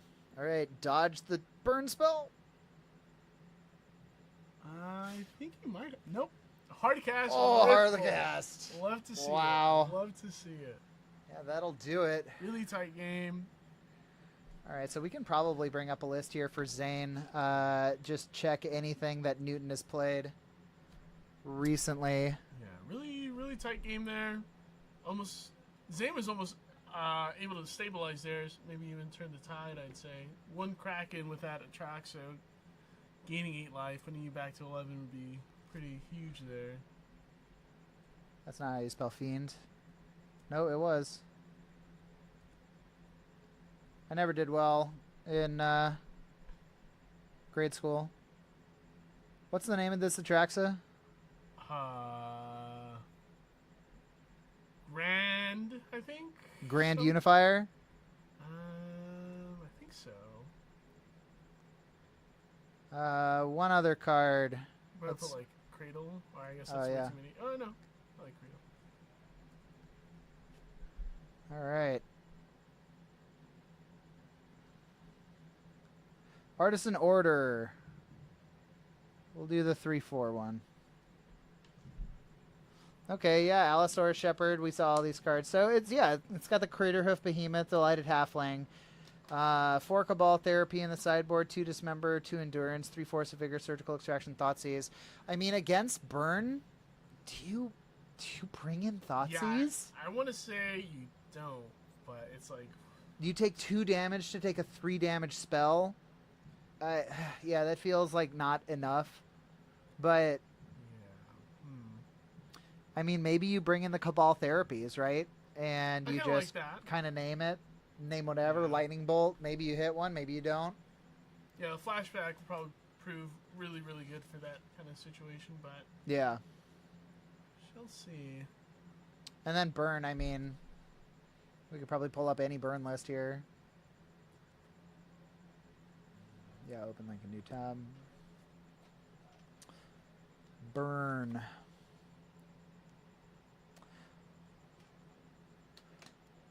Burn probably running... I guess you bring an Ensnaring Bridge here. You could, yeah. Definitely like that. I definitely like the Searing Bloods coming in. Maybe even... No, I think that's probably about it. Searing Bloods. Maybe you think about the Ensnaring Bridges. Because, I mean, it at least shuts off the Big Boy plan. Yeah. And the Craterhoof plan. Because you can't natural order at instant speed, right? No. So, that'd be pretty wild, though. Would be next to insane, for sure. Declare attacks, Craterhoof. Oh my god. I'll stop at your upkeep. I'm going to natural order. Yeah. A little too good. A little too good. But looks like both of them are keeping their opening 7s. I think Levi has 1 mountain from what I can see. Turn 1 once upon a time. That was pretty wild though, huh? I mean, like, once Levi had 2 mountains in play, it was game on. Yeah. No kidding. I guess that's where Burn lives, right? Yeah. Just need 2 mana. Did you know that apparently in some big Modern tournament there were Modern Burn lists running the One Ring? Did not know that. That seems really interesting. Yeah. That's why everybody was having all this outcry saying, oh man, even Burn is running the One Ring. I like that though. I think Burn in Modern right now is really well positioned actually. I know it did pretty good at MXP Tacoma. Yeah. Overall though, Burn, shares a piece of the meta for a reason. It's always solid. It will always be there. You have to think of Burn at the end of the day as much as even if you don't want to respect Burn, it can always just get you. Yep. Absolutely.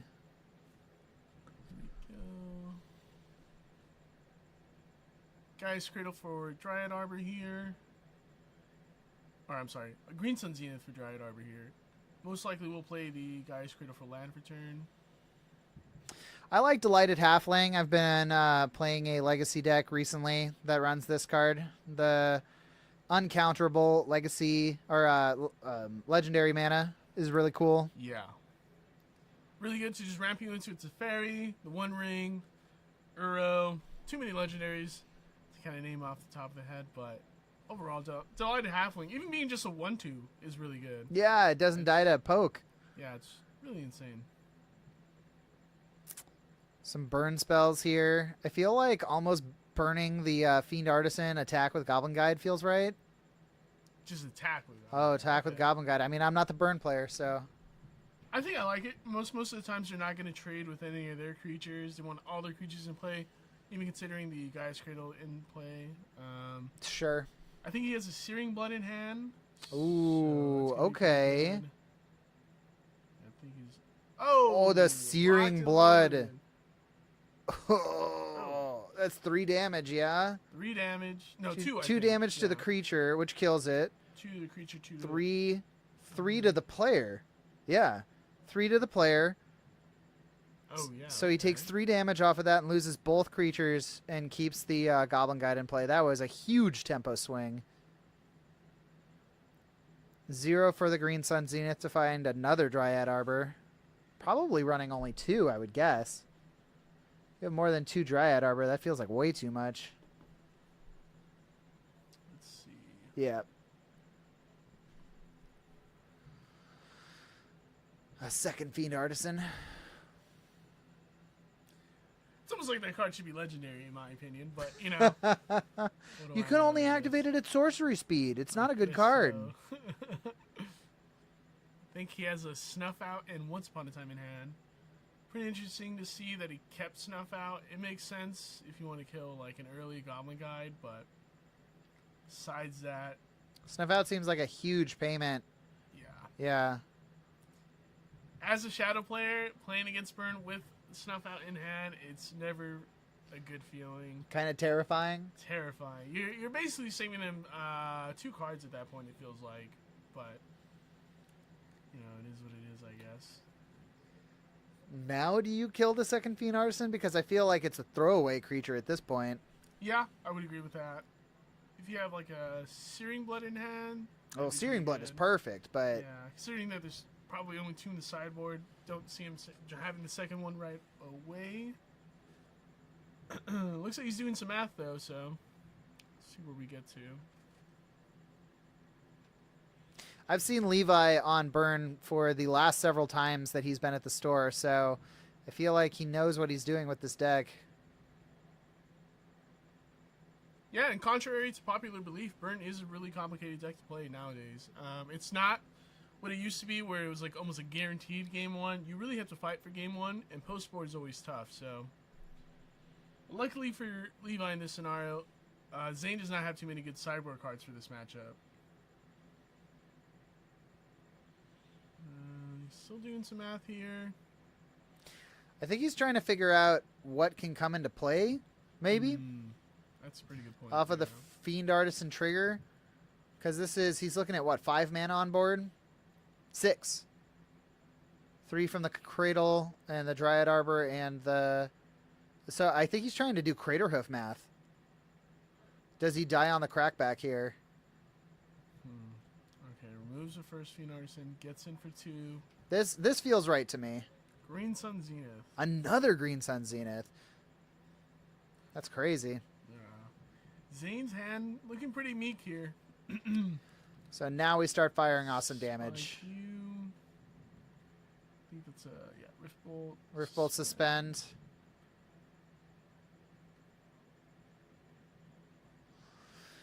At 9, at 6, virtual 6. So what are you Green Sun Zenith here for, right? Or God, do you pass a Once Upon a Time, hope to see something? But... No, I feel like Zenith is the right call. You can grab up to a 4-drop, right? 3-drop? Yeah, Zenith for 1, 2. 3, 4, so a 3-drop, right? Yeah. Oh, okay, Grist. That's a good one. But what, you have to grist away your Dryad Arbor? You can, well, you could uptick, make a pest token. That easily blocks the Goblin Guy, but yeah, chooses to sacrifice the Dryad Arbor. That play I don't like as much. No, I agree with you. Just having that pest, being able to block, maybe felt a little aggressive since the payment to get that creature out of play is so high. But I guess on the converse, you know, you can make the pest, and then you'll have the same amount of mana that you did. I don't know. Yeah.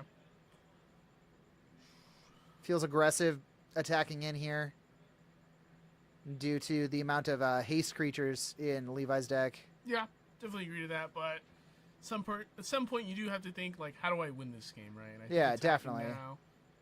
now. 4 lands in play for Levi. That's actually a decent sign for Zane, but him tapping for mana does not seem a good sign for Zane. I kind of forgot that Fiend Artisan gets bigger whenever your creatures die. Yeah. So maybe there was a little bit of thought behind that with the grist as well. Yeah, I guess that's a pretty good point. Since it's getting +5/+5. Two Arbors, a Fiend Artisan, and Delighted Halfling in the yard. So that thing crashed for 7 last turn. I guess I didn't realize that. It's pretty good.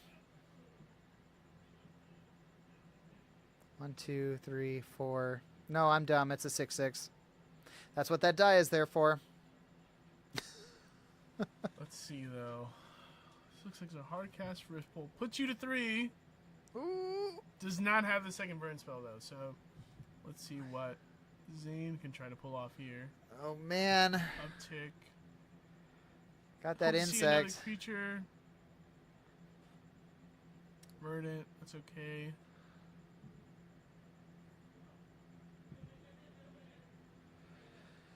Cracking for 6 feels pretty good, but we know that Levi only has that Roiling Vortex in hand. That's not a win condition. Or, I mean, it's not a win on the next turn. Yeah, and he's kind of put in a scenario. It's either he pretty much has to draw a win next turn because with the 6 out there, it's going to be a 2-turn clock. He's got another Green Sun Zenith, so he can Zenith for 3, 2. Let's see, 5/5. Okay.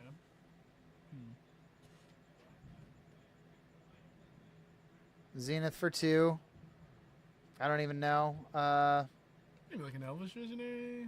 Another Fiend Artisan, probably. Oh, is this deck running Bowmasters? Oh, Gaddock Teague. Okay. Gaddock Teague. Stops Fire Blast. Yeah, what is it? I can't even remember what Gaddock Teague does. It stops all non-creature spells with converted mana cost 4 or more. It could be all spells with converted mana cost 4 or more, and all non-creature spells with X. Oh, Lightning Bolt off the top. Oh, That's that'll do it. it. Doesn't even matter what Gaddock Teague does. Just Wow. end it then. He had the Vortex. Yeah. Yeah. Unfortunate. Really solid play from both players there. I think both of them did the best they could in each situation. Yeah, I'd say one person was definitely dying in that turn cycle. Just so happened to be Zane. That was pretty crazy. Let's see what Levi brought in. Looks like I think you were right with the Searing Bloods. That feels like the only right thing. He brought in the Vortexes too, just in case. I mean, that makes sense. You get to pay 1 mana. They don't get to gain any life. Looks like he has 3 Searing Bloods. That's pretty good. Took out Price of Progress. That's really something I thought about. Yeah, because I mean, off the back of so many basics, you know, most of the times they will have like a Gaia's Cradle and like a Bayou in play, right? But I guess you got to think about Dryad Arbor, yeah. Pretty interesting. Yeah, I prefer the removal of Price of Progress going into game 2 and 3. I can definitely see a world where you kind of just view Dryad Arbor as becoming chump change in a sense of always just being on blocking duty. Pretty interesting thought, though. All right, well, there's 30 minutes left in the match, so we probably will be able to actually get somebody on camera this time. So we're going to go do that for you, and we will be back shortly. See you soon.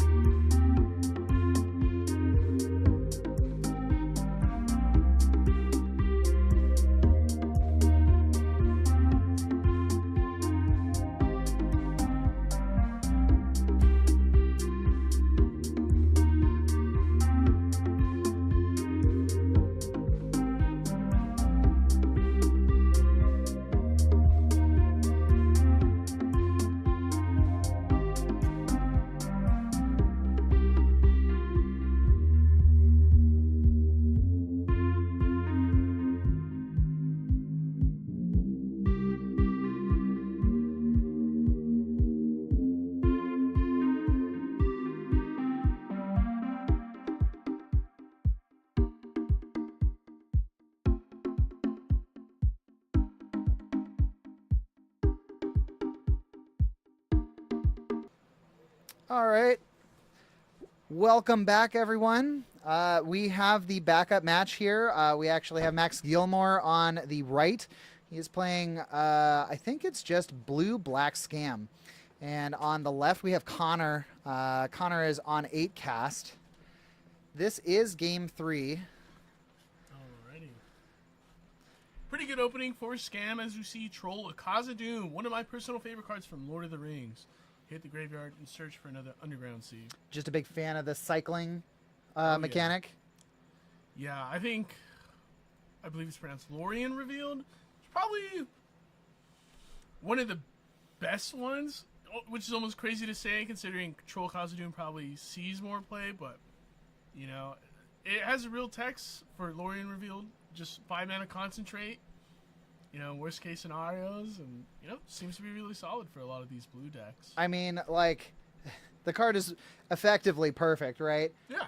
The bottom is you don't have mana. The top is you have too much mana. Also pitches the Force Will, which is insane for this kind of a legacy meta. And I think that's a Emery in play, casting a Mox Opal. Let's see here. I did mention earlier to Eugene that over the weekend I played against 8cast, and they had played a Orcish Bowmaster against me. So pretty interesting to see if Connor runs Bowmaster in his list. Seems like we're getting a lot of interference for some reason right now. Hopefully it clears up soon. Have no idea what is going on the cam. I think a Thoughtcast is on the stack at this point.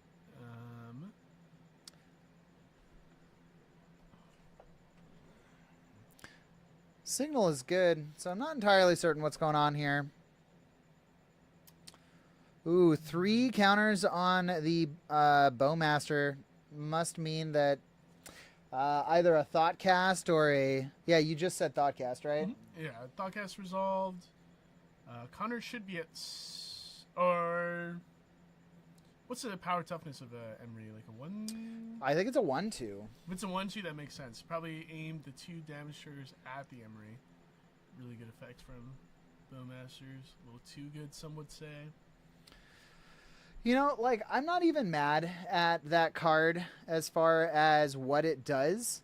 I just find it very boring as far as the interaction is concerned. Yeah, you're shooting all this stuff down. It kind of slows down the pace of the game. But the orc army grows, right? So that's supposed to be kind of makes it fair, or not fair, but it's a good card. I recognize that it's a good card.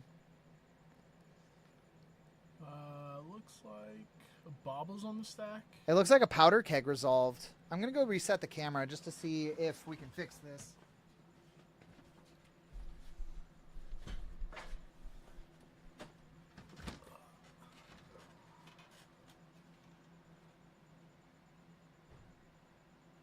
Alrighty. Looks like a little bit of interference here, but I think we're going into Max's untapped step. Let's see.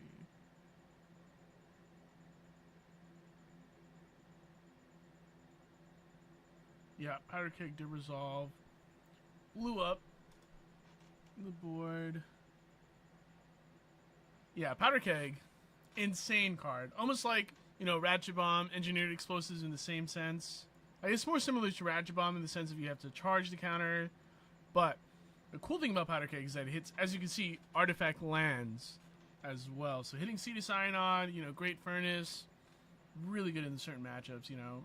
For example, 8cast, Painter, anything that runs those artifact lands really gets you out of the muck there. Even like just clearing the board of chalices, 0-drop artifacts.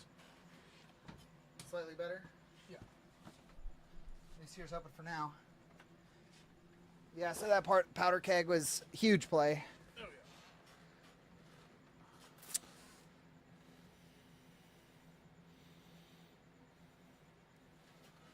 Reset.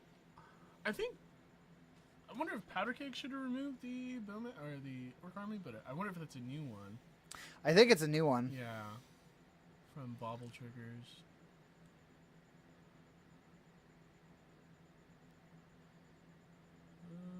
through his library. Man, I really don't know what's going on tonight.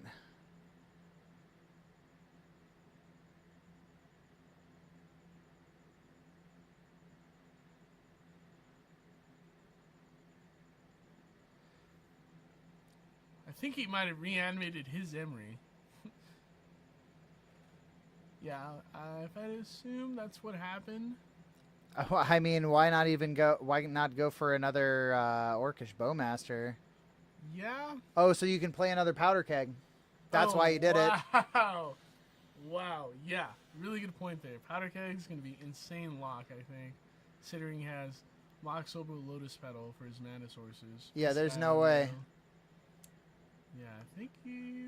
Oh, Dismember targeting The troll. I mean, that at least keeps you alive, kind of. I think he's still done. Still Yeah, I think board, that's. yeah. I think he extended the hand right there. That is going to wrap it up. Even if he did dismember the troll, I mean, that's still 5 damage coming through. Yeah. Which, yeah, that's game. All right, well, sorry there was so much technical difficulty during that backup match. We still have a lot of time, but I think we're going to try and see what's going on with our equipment. So we will see you soon. Bye.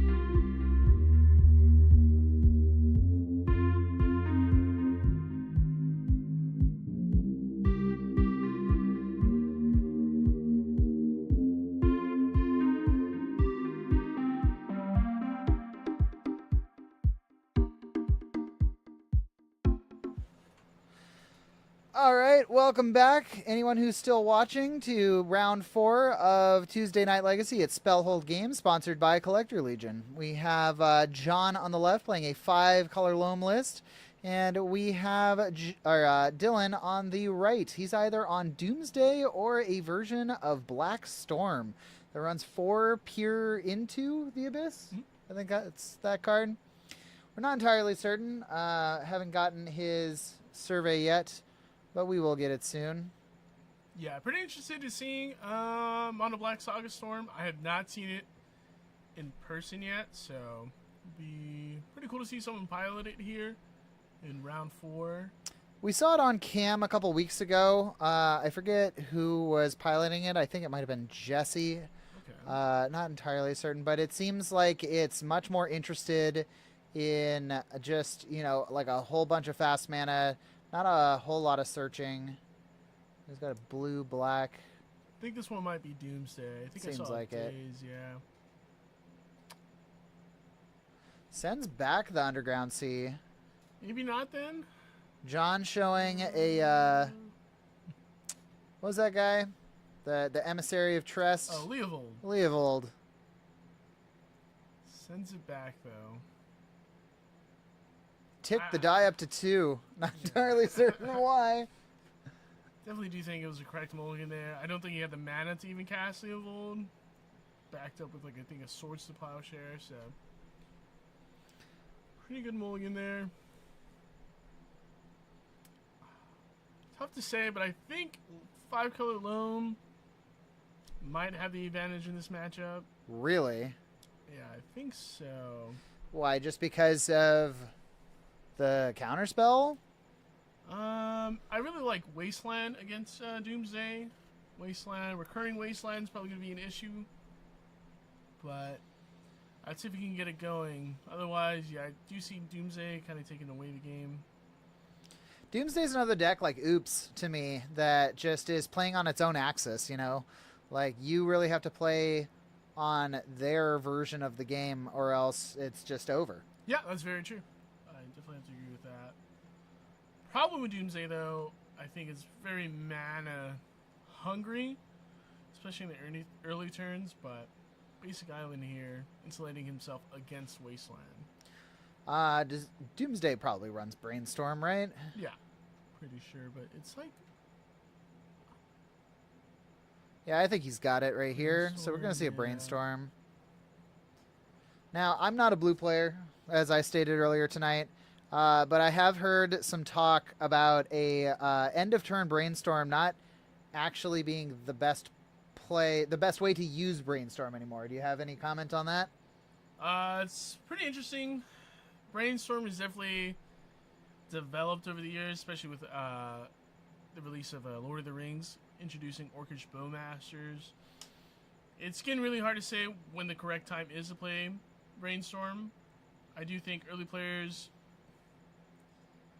It's really hard to say, yeah, when the correct time is to play. It's so controversial to really state an opinion on Brainstorm, just because, people want to see the extra card before they Brainstorm. Other people want to make sure they get a shuffle going with it. This, that, and the other. Tons of arguments, but I personally do think brainstorming at end of turn on your opponent's end step is good. I like it.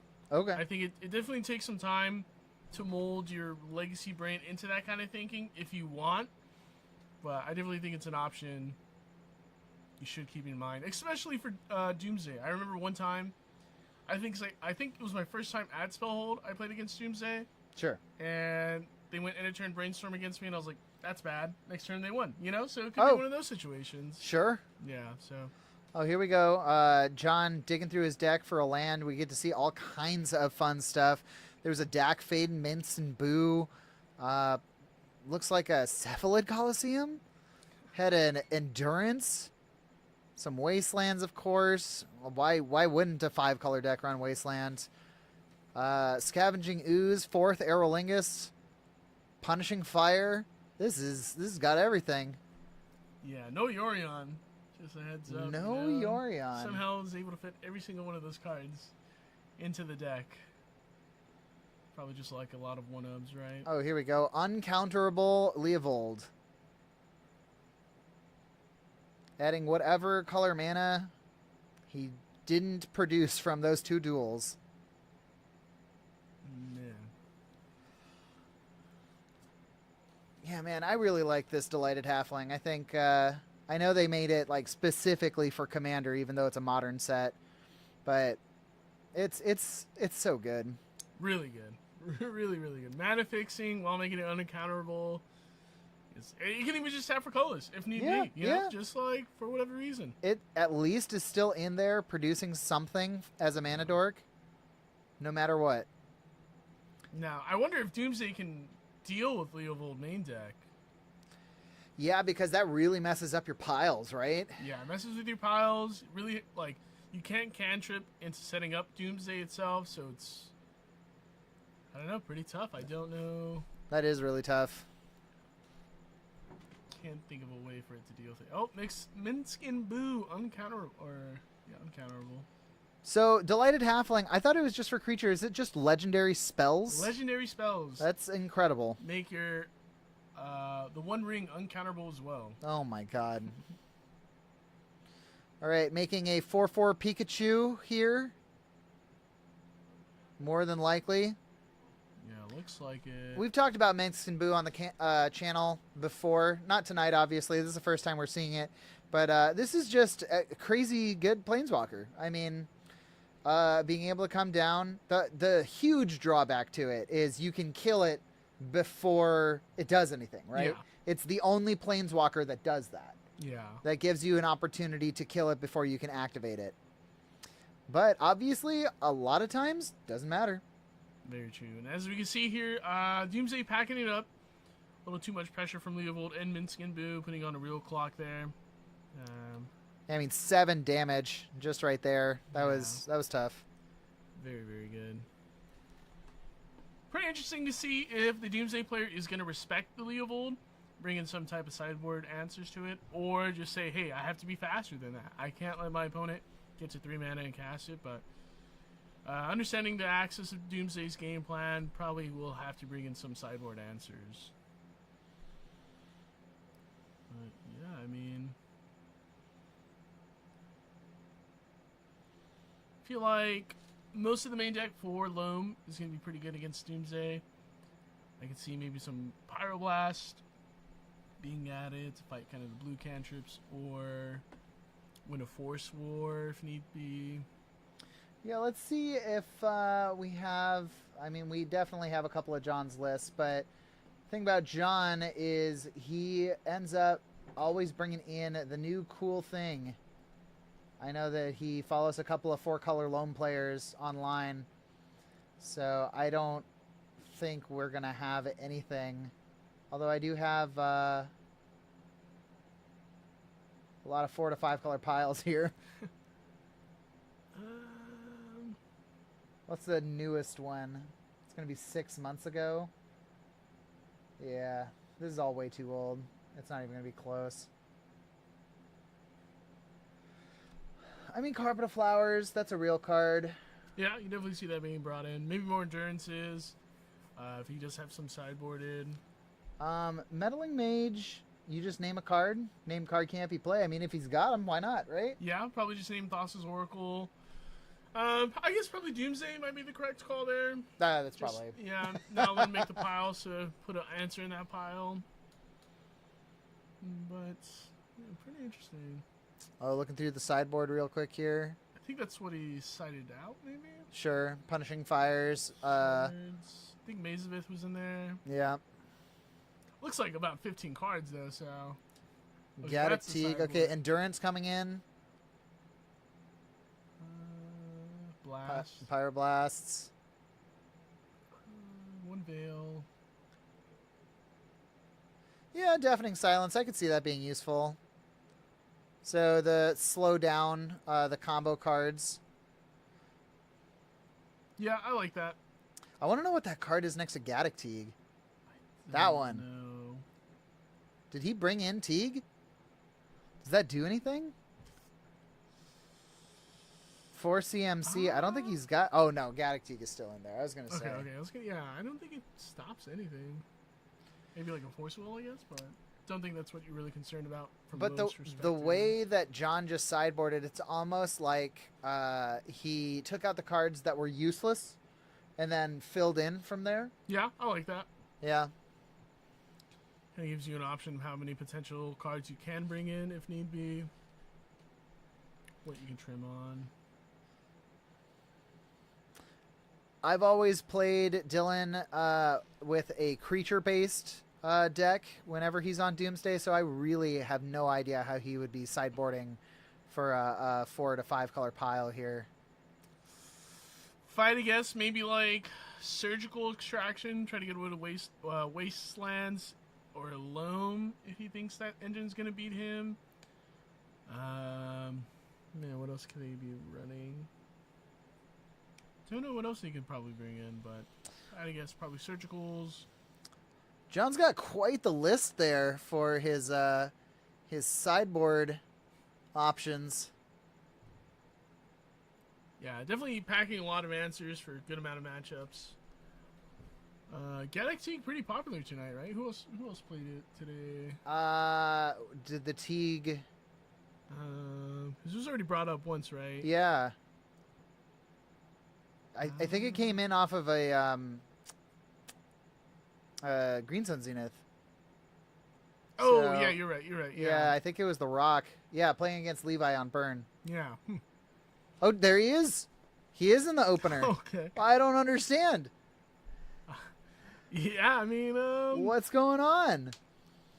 it's a 2/2, I think, right? So I guess just a body. Gaddock Teague. Yeah. Non-creature spells with converted mana cost 4 or greater can't be cast. Non-creature spells with X in their mana cost can't be cast.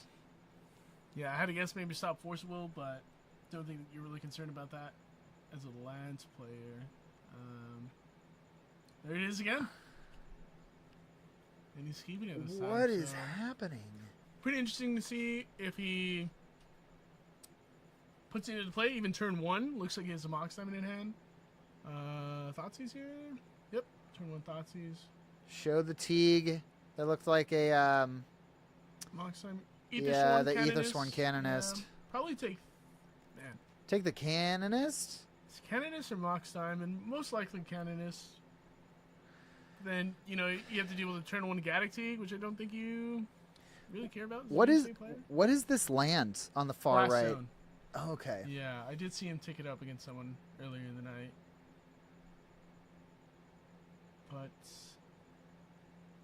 takes the Mox Diamond. Okay. Diamond. Okay, so it kind of slows down the play. How do you feel about that take? Do you think? I don't know what's in Dylan's hand. If he wants to go off this turn, then it's kind of a guarantee, right? Mm-hmm. Especially if John Windmill slams this Delighted Halfling that he just drew, then that shows Dylan total shields down. And if he's got a winning hand, I mean, this is it. Yeah, very true. So if you take the Canonist, then he throws the Gaddock Teague in play, and then, things might go bad. Like maybe he's got a Force in hand, like you were saying. Yeah.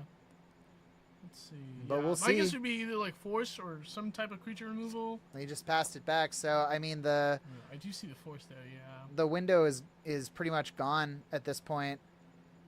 Now it's a very slow Doomsday win. Yeah, because you can. Oh, doesn't even want to cast it with non-counterable, huh? Let's see if it bites him. Not even scared. Do you spend the Force of Will to stop the Force of Wills? Oh, he turns. Change his mind. Okay. Which I think is definitely the correct play, 100% time. You should. Oh, yeah. Yeah, I mean, if you have the option to, you might as well just give it uncounterable. All right, Dylan. Show us the Doomsday. He just says go. I think that's a Cabal Ritual in his hand there. The longer he waits, the more the door closes. Yeah. I think it's a Grove in the Burn Willows. Yeah, which, I mean, like, for the Punishing Fire, it makes sense. But I think he actually took the fires out, so it's just kind of a land that doesn't do much. It's still there. It makes mana. I mean, this thing is uncounterable anyways. Yeah. It straight up says it can't be cast, so like you can't even put it on the stack. That would be an illegal action. Pass turn. Yeah, I mean, hate to say it, could be commentator's curse as well, but I think this one might be almost over. I mean, Yeah, pretty one-sided. yeah, John is not drawing very well. Just seeing a bunch of lines, but But now I mean, he has Odawara up, right? so what can Odawara do? It can bounce the Thassa's Oracle, so there's no, winning with 2 cards left in the deck or whatever. Yeah. You got to go for the whole bagel.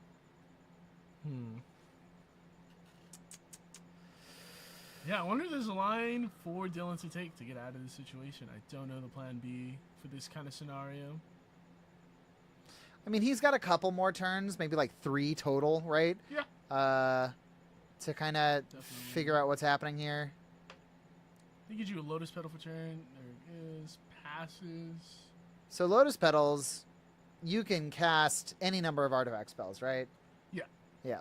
And then you cast one on our artifact spell with it. One non-artifact spell. John drawing Green Sun Zenith for the turn. What do you grab here in this scenario, you think? With Green Sun Zenith? For 5? For 3? Yeah, for 3. Green Sun Zenith. I mean, you go get Leovold, right? Yeah. Just really close the door. I like that, yeah. Oh, actually, it cannot be played, though, because of Gaddock T. Oh, sure, because X. Yeah, so... Oh, dress down. Yeah, Dylan was holding on to this dress down for a long time. Wow, okay. I think that's why he wasn't scared of these creatures, but, I mean, Very this true. reopens the door for this turn. This turn, it's everything. I think he has to have it here, too, though, right? Yeah. I mean, obviously there's a chance where he just doesn't have anything, but... Like, he had to slap down the dress down and hope the 2 cards he drew got him there. Yeah, I mean... That's the thing, too. You can't be like, Doomsday pass. I think it has to be... Oh, no. It's Doomsday win. Yeah. It's doing the math. Here, I was thinking the game was over, but no, Dress Down. Totally forgot about that card for some reason. I even played 2 in my deck, right? But Dress Down is an insane card coming out of MH2. All right, Ritual. Fetching a response here. We bounce the dress down, right? And so he's already cast the Dark Ritual, which is the one non-artifact spell. Oh, this is a good play. This is next level stuff right here. Coming in clutch, huh? Read the card, make sure it's correct. Costs 1 less because of Gaddock T. Oh, man. Yeah, bounce back to hand. Wow. 3 black mana. Not a whole lot you can do with that. Wow. Big brain play, as we see here. Wow. And he can't even, picks it back up. Well, so he's going to be put to 4, right? Or 2, rather, because he's getting hit for 4. I mean, if he attacks with the Delighted Halfling, that can drop him to 1. Is he the Sword Canonist, a 2-2? Ether Sword Canonist, yeah. He has 2 2/2s and a 1/2. And he just naturally draws Leovold. Cool. Okay, so we'll put him to 2. Obviously, he's going to Windmill Slam the dress down again. Yeah. And hope that he has some amount of mana production.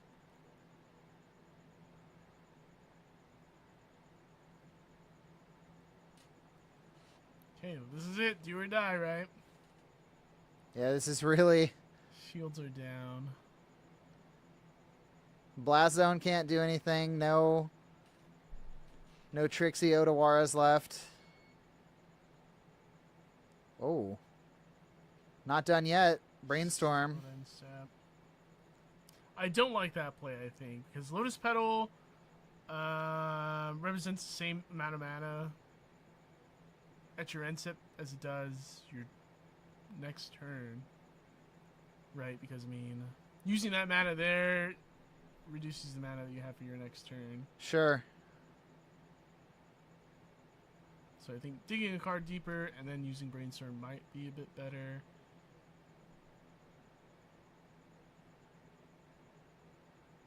Let's see. He's got so many counter spells. It's a Ponder, of course it is. So what, this is going to see 2 cards deeper? Oh, don't do that. It's a Lotus Petal Dress Down. Oh, he's going to keep it. Draws into the Lotus Petal, of course he does. So we'll see that. Now we're basically where we were last turn, except 1 mana less. I think he's setting up for the Cabal Ritual, right? Yeah, okay. That makes sense. So now he's got 7 cards in Yard. Yeah, which would be Threshold.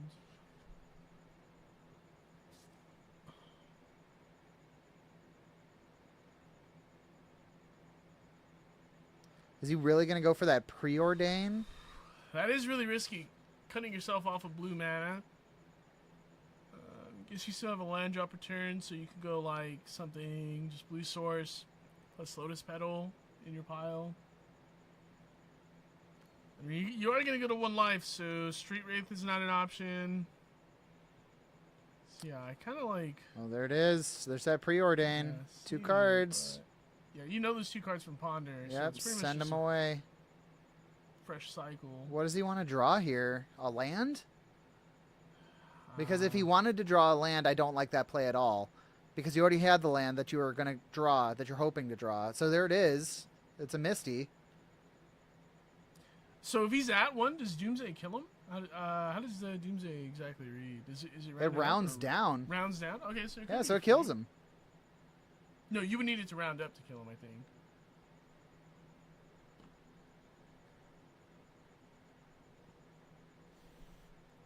Doomsday.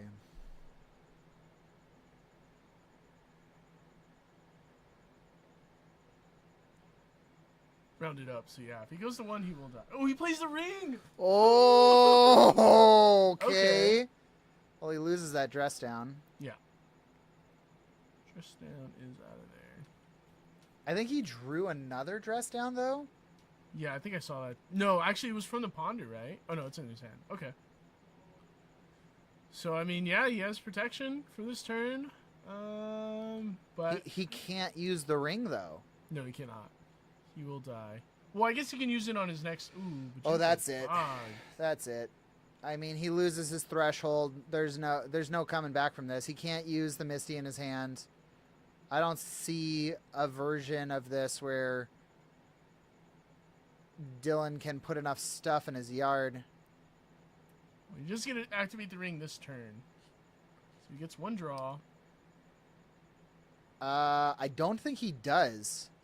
Yeah, because you take damage at your upkeep with the ring. No, that's not what I'm saying. Leovold is going to prevent him from drawing that card because he already drew 1 card Yeah. for turn.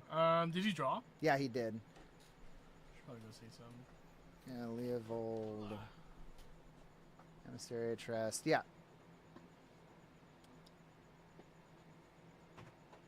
Well, I guess he could have just activated the ring after.